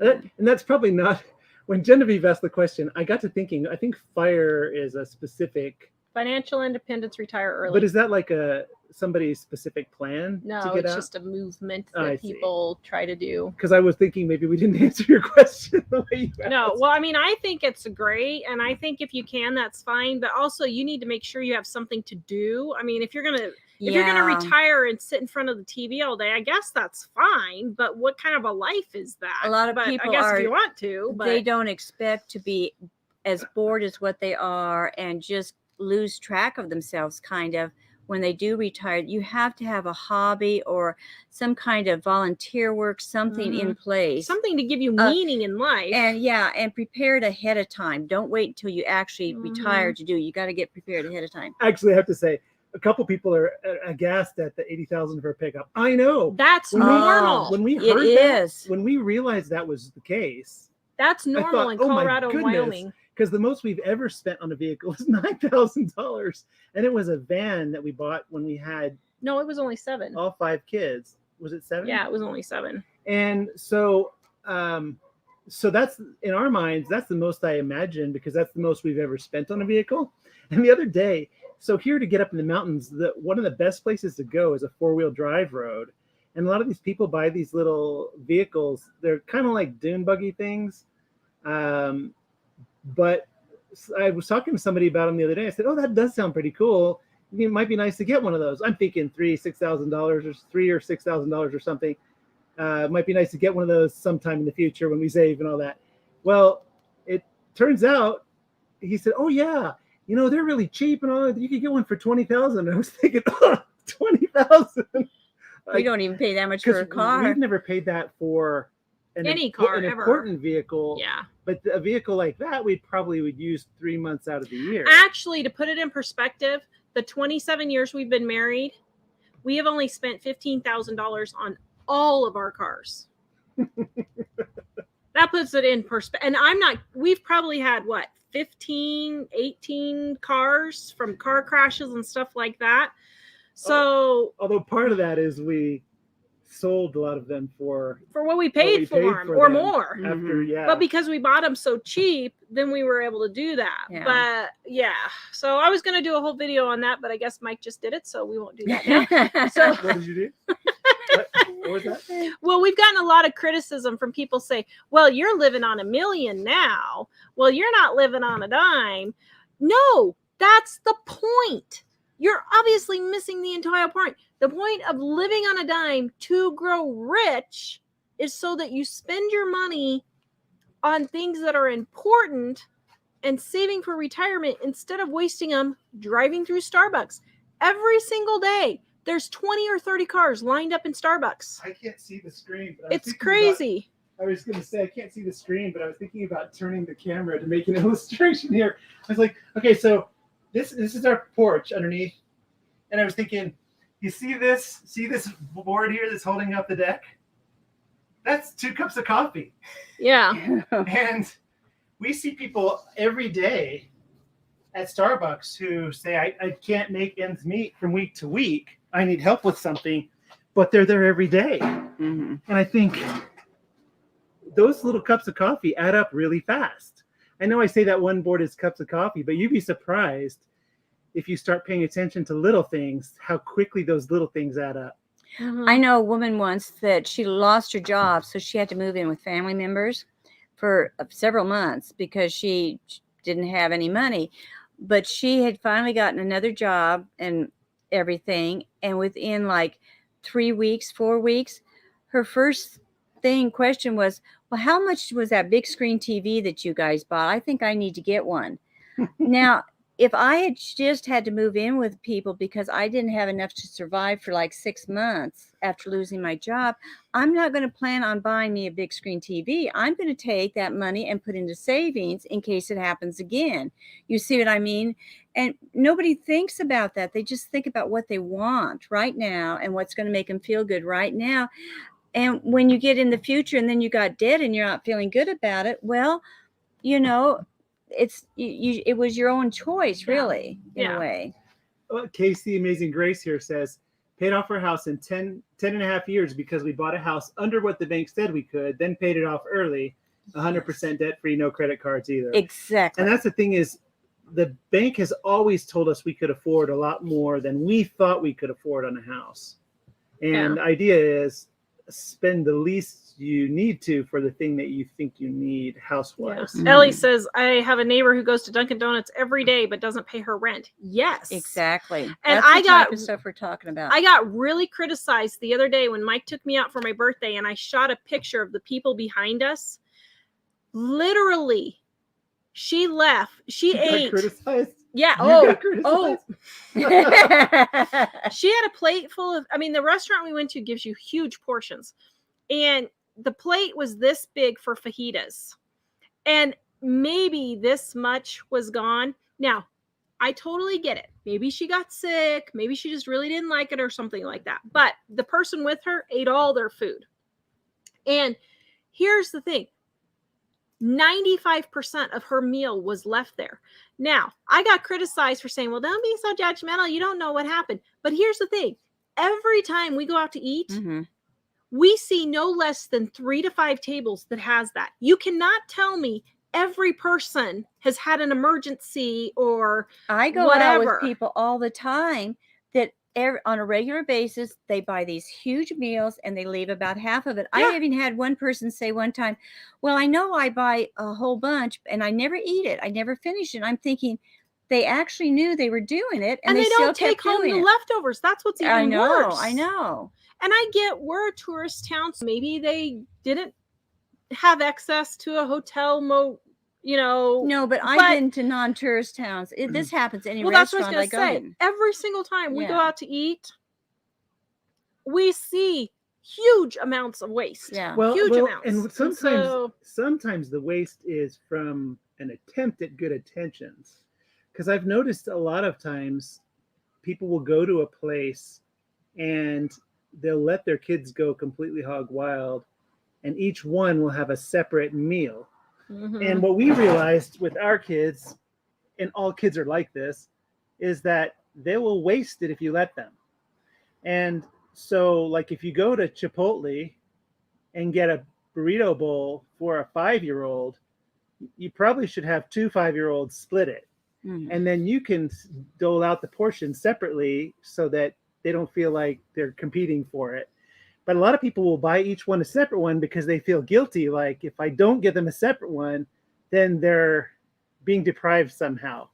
Yeah. But the reality is, if they don't eat it and you throw it away, you're being deprived of your future financially. Yeah. Well, by spending that money for stuff that's going in the trash. And like with this lady, maybe she was sick. I did tell Tara, maybe she just started feeling sick. And if you're on vacation and you're feeling sick, maybe you don't have a place to put it. But most people that leave stuff like that, they just don't think about it.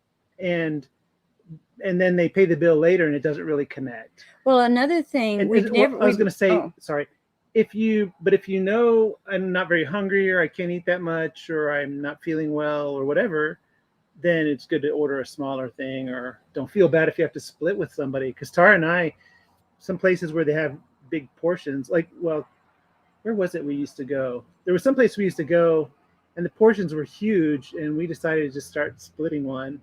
So anyway, go ahead, Jill. Well, one thing we don't mention too often too is when I go out to eat, and used to when I didn't have anything, and I still do it out of just habit, is I notice a lot of people when they go out to eat, well, this is they look at the menu.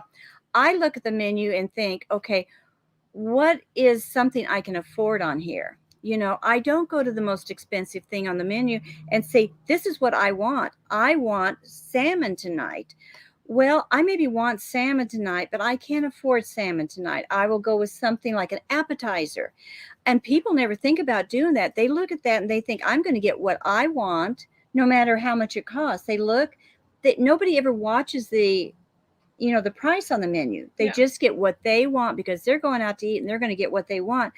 You know, you can't do that in everything in life. You can't just always get what you want and expect to have your money under control. You know, that's why people can't control their money. They just give themselves whatever they want.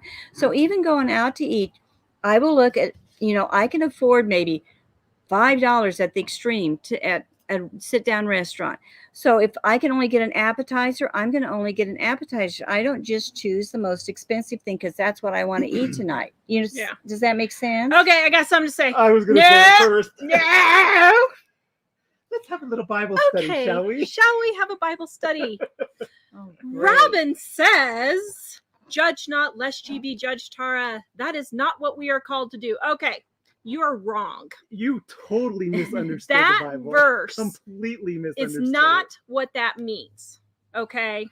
First of all, what that verse means is if you are judging someone, let's say I'm having an affair, and then I go to my friend who is having an affair, and I say, you shouldn't be having an affair, but I'm having an affair.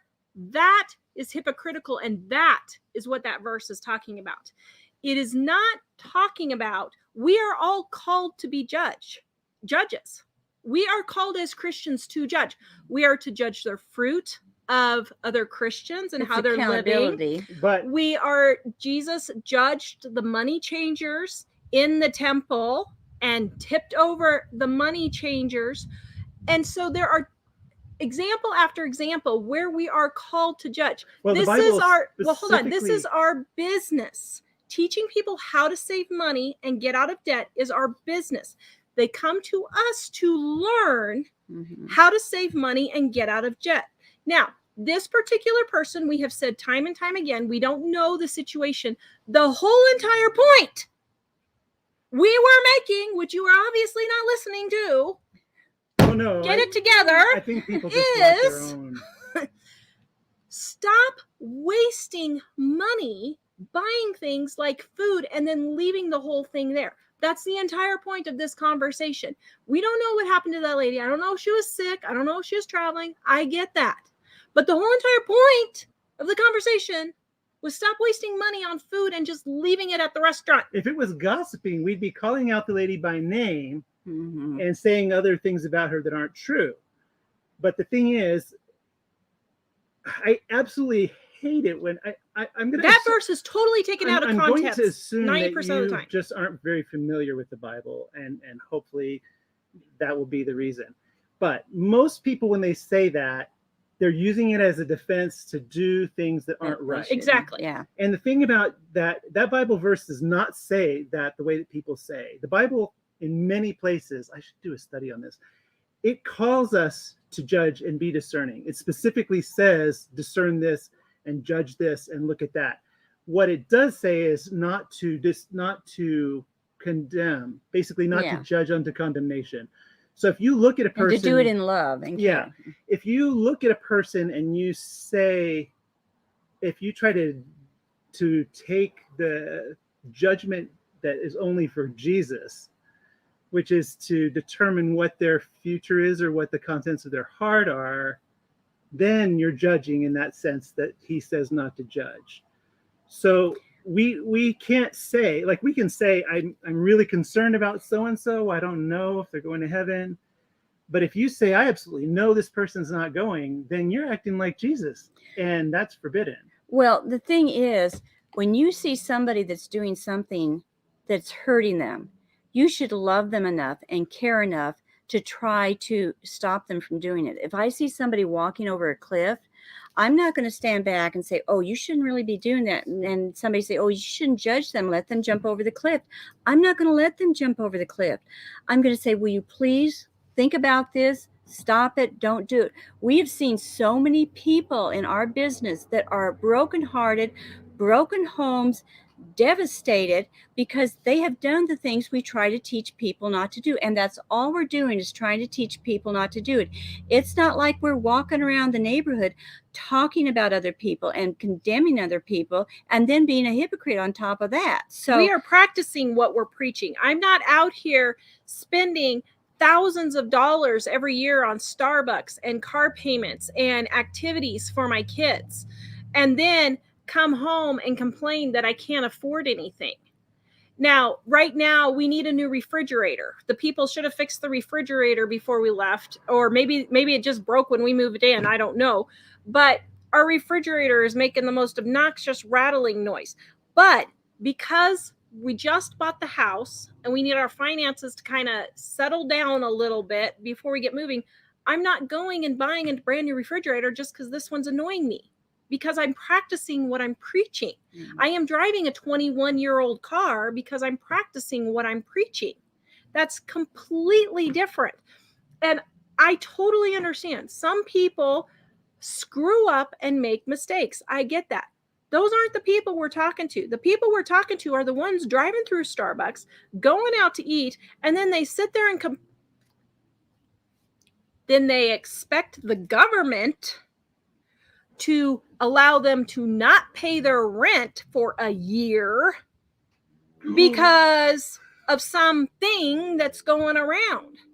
I don't know how many examples we have seen of people who, because of that thing going around, they just decided they're not paying their rent.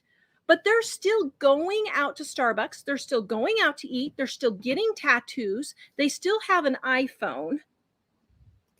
And yet they are stealing from their landlord.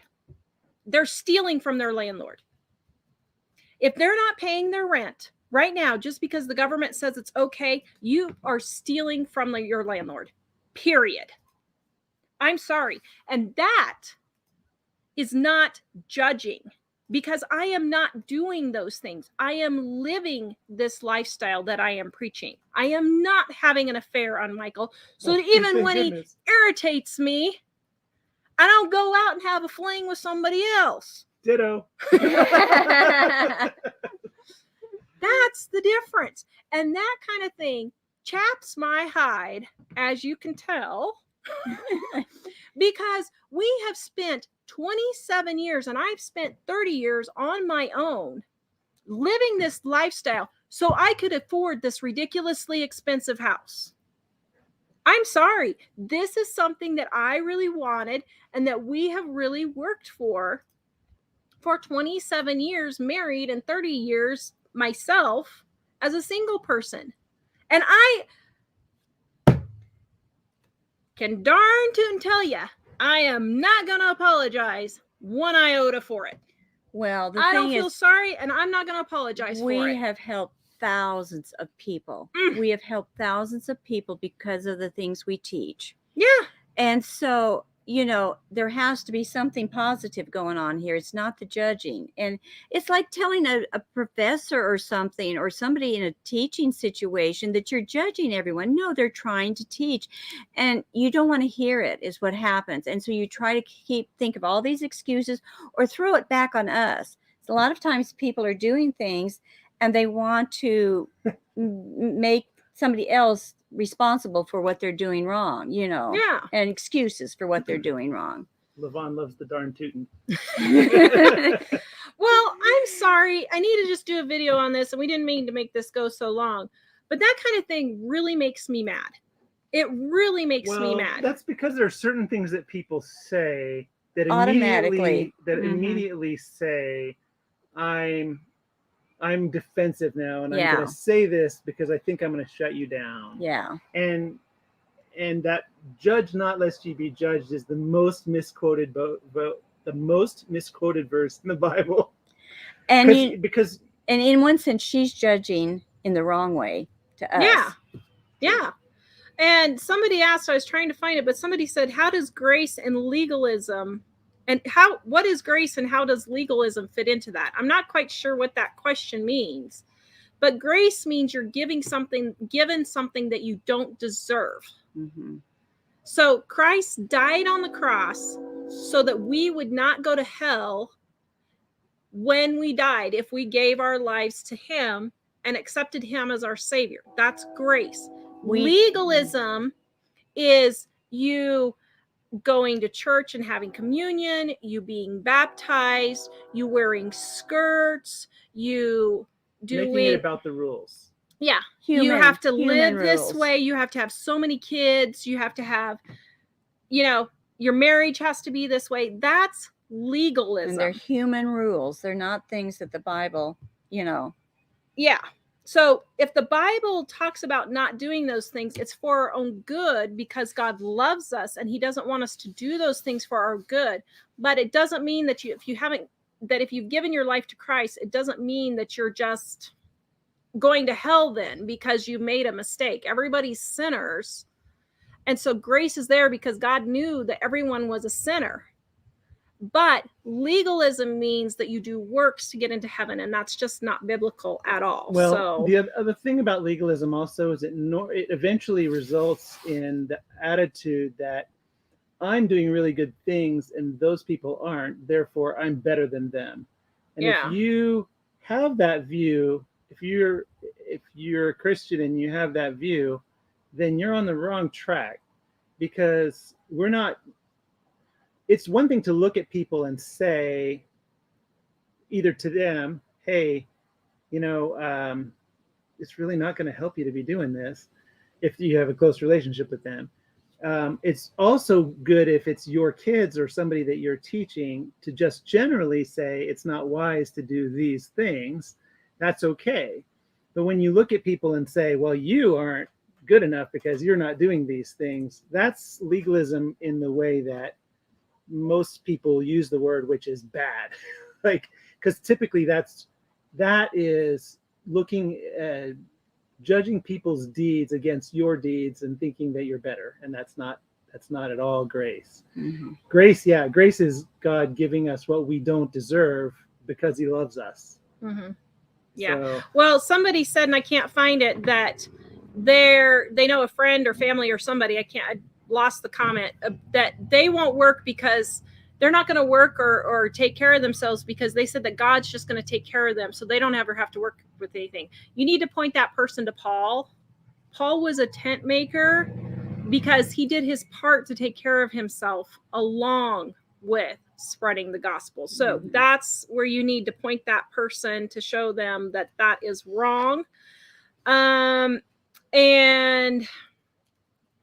let's see.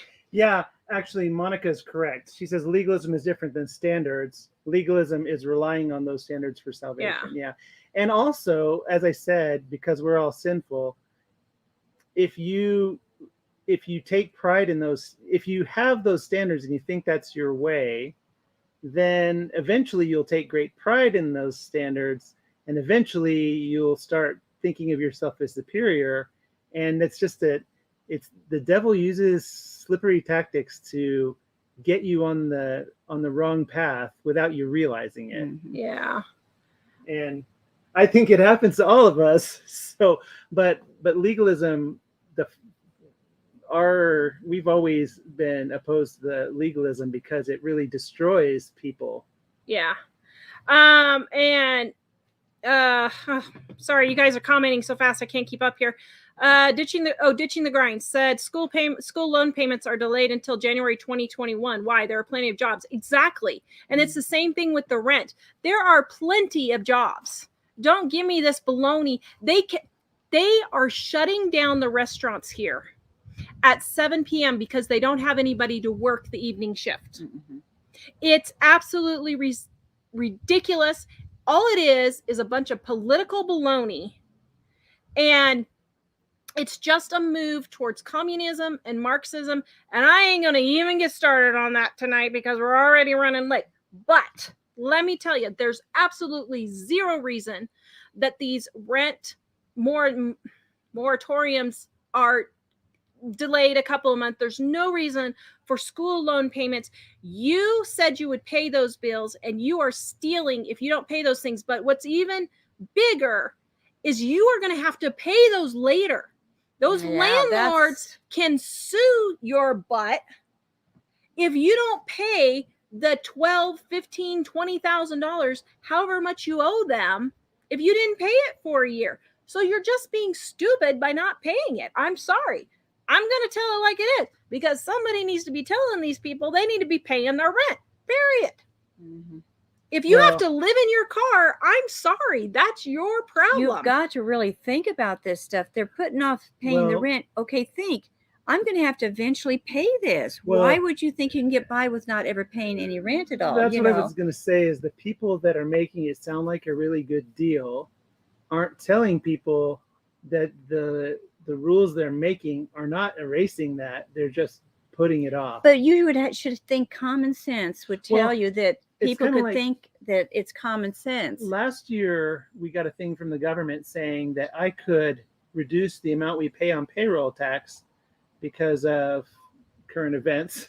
And I looked at all the rules to see what that meant. And what it meant is I could reduce the amount now, and then I'd have to pay a lot more later. Exactly. But you knew enough to look that up and figure that out. Because we're business people looking at, okay, nothing is free, especially if it comes from the government. Well, it's like the same where you buy the furniture, you go buy that furniture and you don't have to pay anything on the loan or anything for 2 years. Well, nobody looks at that and thinks, I'm going to have to pay the full amount in 2 years, type of thing. I Mhm. never fell into those things because I knew common sense tells me I'm going to have to pay for that thing one way or the other. And I'd rather pay right up front and get it paid off, as soon as I can or whatever. But why people think that's free? They think they get that furniture free for 2 years and they're not going to, maybe I'll have the money in 2 years and I can pay it then. You're not going to have any more money in 2 years than you are now if you keep falling into those traps, Yeah. Gemma says, I'm not a believer. Have you always had faith or did you come later in life? So I became a believer when I was like 7. So I gave my life to Christ when I was 7. Mike, though, he was older. You were what, 23? Mike was 23 when he became a believer. So for those of you who are wondering, but it's never too late. You have until your last breath to become a believer. Yeah. It doesn't matter if you're the worst murderer in the world. God will still forgive you if you truly mean that you're sorry for what you have done and you truly repent. You have until your last breath. And if you want a Bible verse for that, go check about the thief on the cross. Jesus said, Jesus said, you will be with me in heaven today. But why would you wait? If you can have him wait, you don't know what's going to happen tomorrow or even an hour. In my case, the last 2 years, I knew that God was pursuing me, but I just thought, how am I going to give up these things I think he's going to want me to give up? Yeah. And now that I've been a believer a long time, I realize he was pursuing me a lot longer than I knew. But eventually I came to the point of realizing that I had made such a mess of my life that I basically said, Lord, I know you've been coming after me, but I had these things I kind of wasn't sure what you were going to make me do with them. And I don't know if I can give these up or whatever. So if you really mean what you say, then I'm just going to have to throw it to you and you're going to have to take it from me.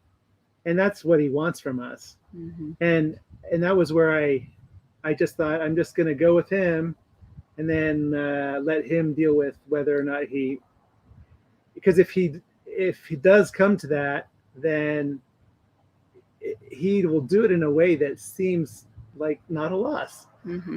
And so I feel amazingly blessed, but I think there were a couple years where I really recognized that he was coming after me and I held off because I thought I wasn't going to get what I wanted. Mm-hmm. So yeah, for what it's worth. How many years have Mike and I been married? 27. Very long. I was just gonna say. Yeah. Some days are longer than others. Oh, tell me about it. All right. Okay. So I have no idea how we got on that rant, but anyway, that in case you were wondering. Oh, Sandra wants to know what that. Mike, can you go pick a yellow? Just pull off. That yellow plant is rutabaga, black-eyed Susan. I'll pick it here so you can see. And here it is. It's a perennial and it grows really well. And they're lovely. They planted a whole bunch at our house. There you go. This is black-eyed Susan. Apparently the deer don't like them because they never eat them. And it is probably next to daisy. This is probably the second most popular perennial ever, probably. So yeah, have we seen any bears? No, thankfully. But the month before we moved in, there was a bear. The neighbor said he was roaming through the backyard here, so they got him. And we've had deer, rabbit, snake. What else? Squirrel, yeah. Haven't seen any mice yet, thankfully. But yeah, so Tara, thank you. I'm so grateful for you not being afraid to tell it like it is. Keep it up. Oh, thanks. See, somebody's not yelling at me. Thank you. Oh, you say that like everyone. No, but we do get a lot of people who really criticize us. And it's really annoying because all I'm trying to do is help you. I don't care if you take my advice or not.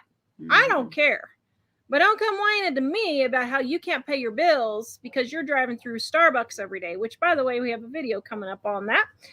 And so, you know, I guess that's where I have the problem. Yeah. So Casey wants to know, do you date?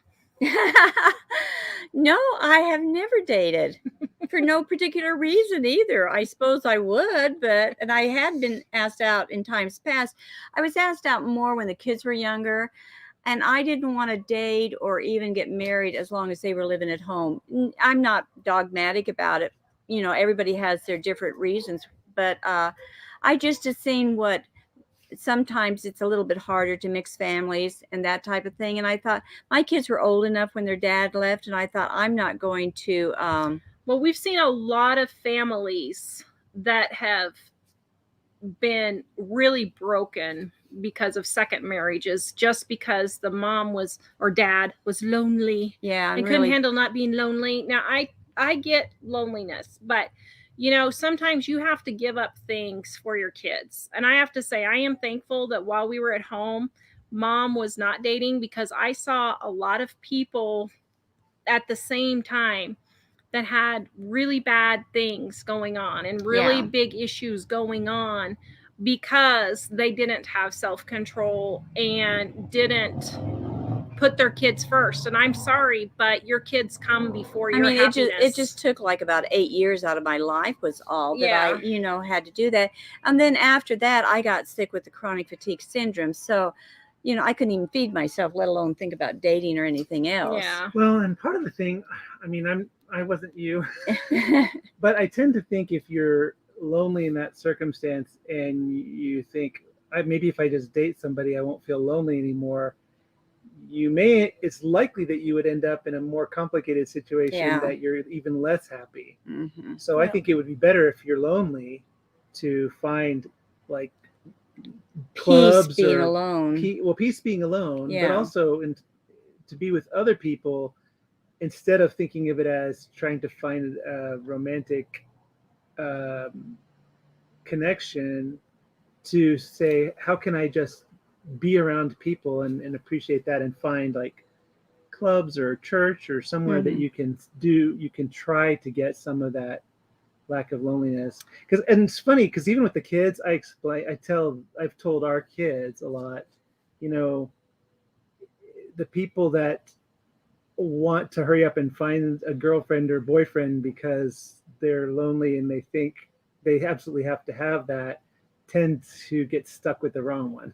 Mm-hmm. And so it's better to kind of find a way to be at peace where you are, and then God will bring that right person. Yeah. Well, and I'm sorry, but it's a little harsh, but it's just pure selfishness to put your needs above your kids'.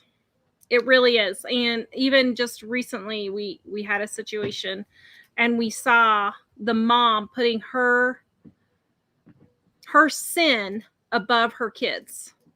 And she chose her sin over her children. And I had to confront her on it.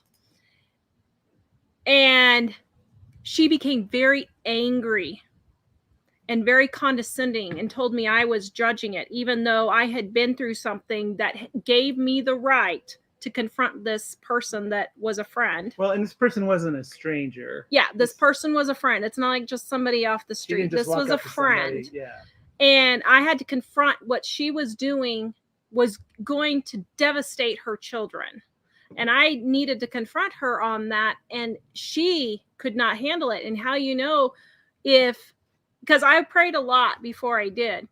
Because I was like, I don't want to butt in here if I'm not supposed to. And I was like, oh, brother, okay, I got to say something. But if you confront people on something like that and they get angry, most of the time they are doing something wrong if they get that angry over it. If she would have said, oh, thank you so much for your concern,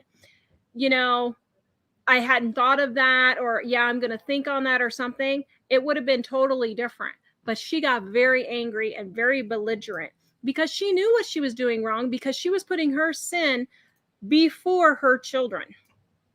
And I hate to say it, but that's what a lot of parents do after they've been divorced or they've lost a spouse or something, is they put that before their children, and it's just wrong. And not that dating's a sin necessarily. No. But you No. have to. What your point is that Well, sometimes this you have to person give was up. sinning. Yeah, that that I was person was. confronting, But you just have to sometimes give up things for your kids. Yeah. And everybody gives. If you're a good parent, you'll give up all different types of things for your children without, Yeah. Yeah, and God will take care of you if that's something, if that's something I needed. I always figured God would fix it, and make it happen. Yeah. And so. And what do we say to someone who starts a GoFundMe and then posts pics of going on vacation? I would be leery. I wouldn't give to that GoFundMe. No. I mean, most of the time, if people post a GoFundMe on behalf of themselves, they probably don't. Yeah, if people post a GoFundMe for themselves, that's a problem. But I will not contribute to any GoFundMe at all unless I know the person personally. I know for a fact personally that they are responsible with their finances. Personally, I know that they are responsible for their finances.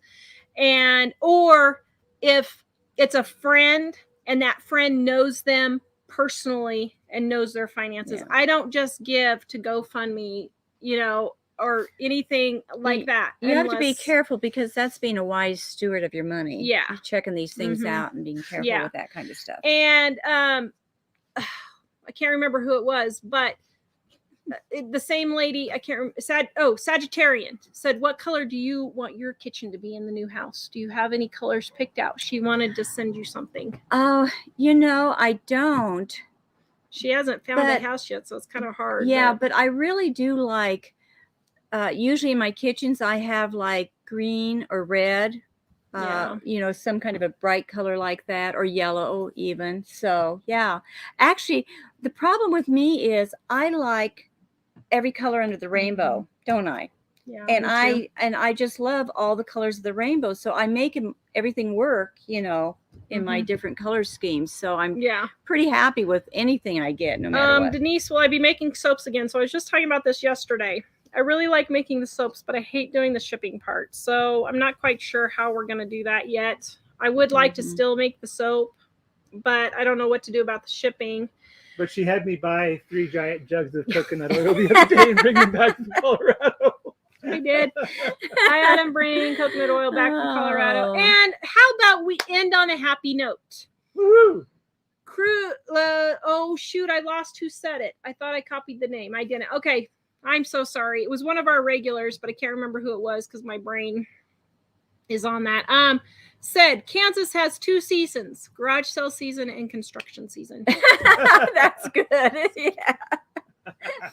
That's good. Oh, that is so true. And I don't hate Kansas. I really don't. My family, have my family lives I in love Kansas. Yeah. As a matter of fact, really. I even think it's pretty. It's just the weather kind of gets the weather. to us. Yeah. Yeah, it's the I mean, I've lived there for almost 45 years, so I must not hate it too much or anything. Yeah. We just joke about it. It's kind of like family members that you tease each other, that type of thing sometimes. Yeah. So anyway, guys, don't forget to check out our pre-order sale, 35% off for our books that are coming around September 15th. We've had a little mishap with them, so we're still hoping September 15th. Everything in your order will be shipped that day. So if you need a gluten-free separate from that, you can order that. But yeah, so anyway, and I will get to see you guys once in a while. That's kind of fun, don't you? You guys aren't looking like that's fun. When you unlock the basement door and let me out. Did you tell everybody what you were calling your space down there? It was the Nan. The ones. You're calling your space the Nan Cave. The Nan Cave, yeah. They're calling my space the Nan Cave. Yep. They lock me down there and let me out for meals and stuff. So whatever. All right, guys. Thanks for joining us, everyone. It's been awesome having thank you you guys. And hi to all of you, all my buds and everything. So please visit us at livingonadime.com. And we will see you guys next time. Next week. Bye. Bye-bye. And that's brilliant, Katie, by the way. Bye.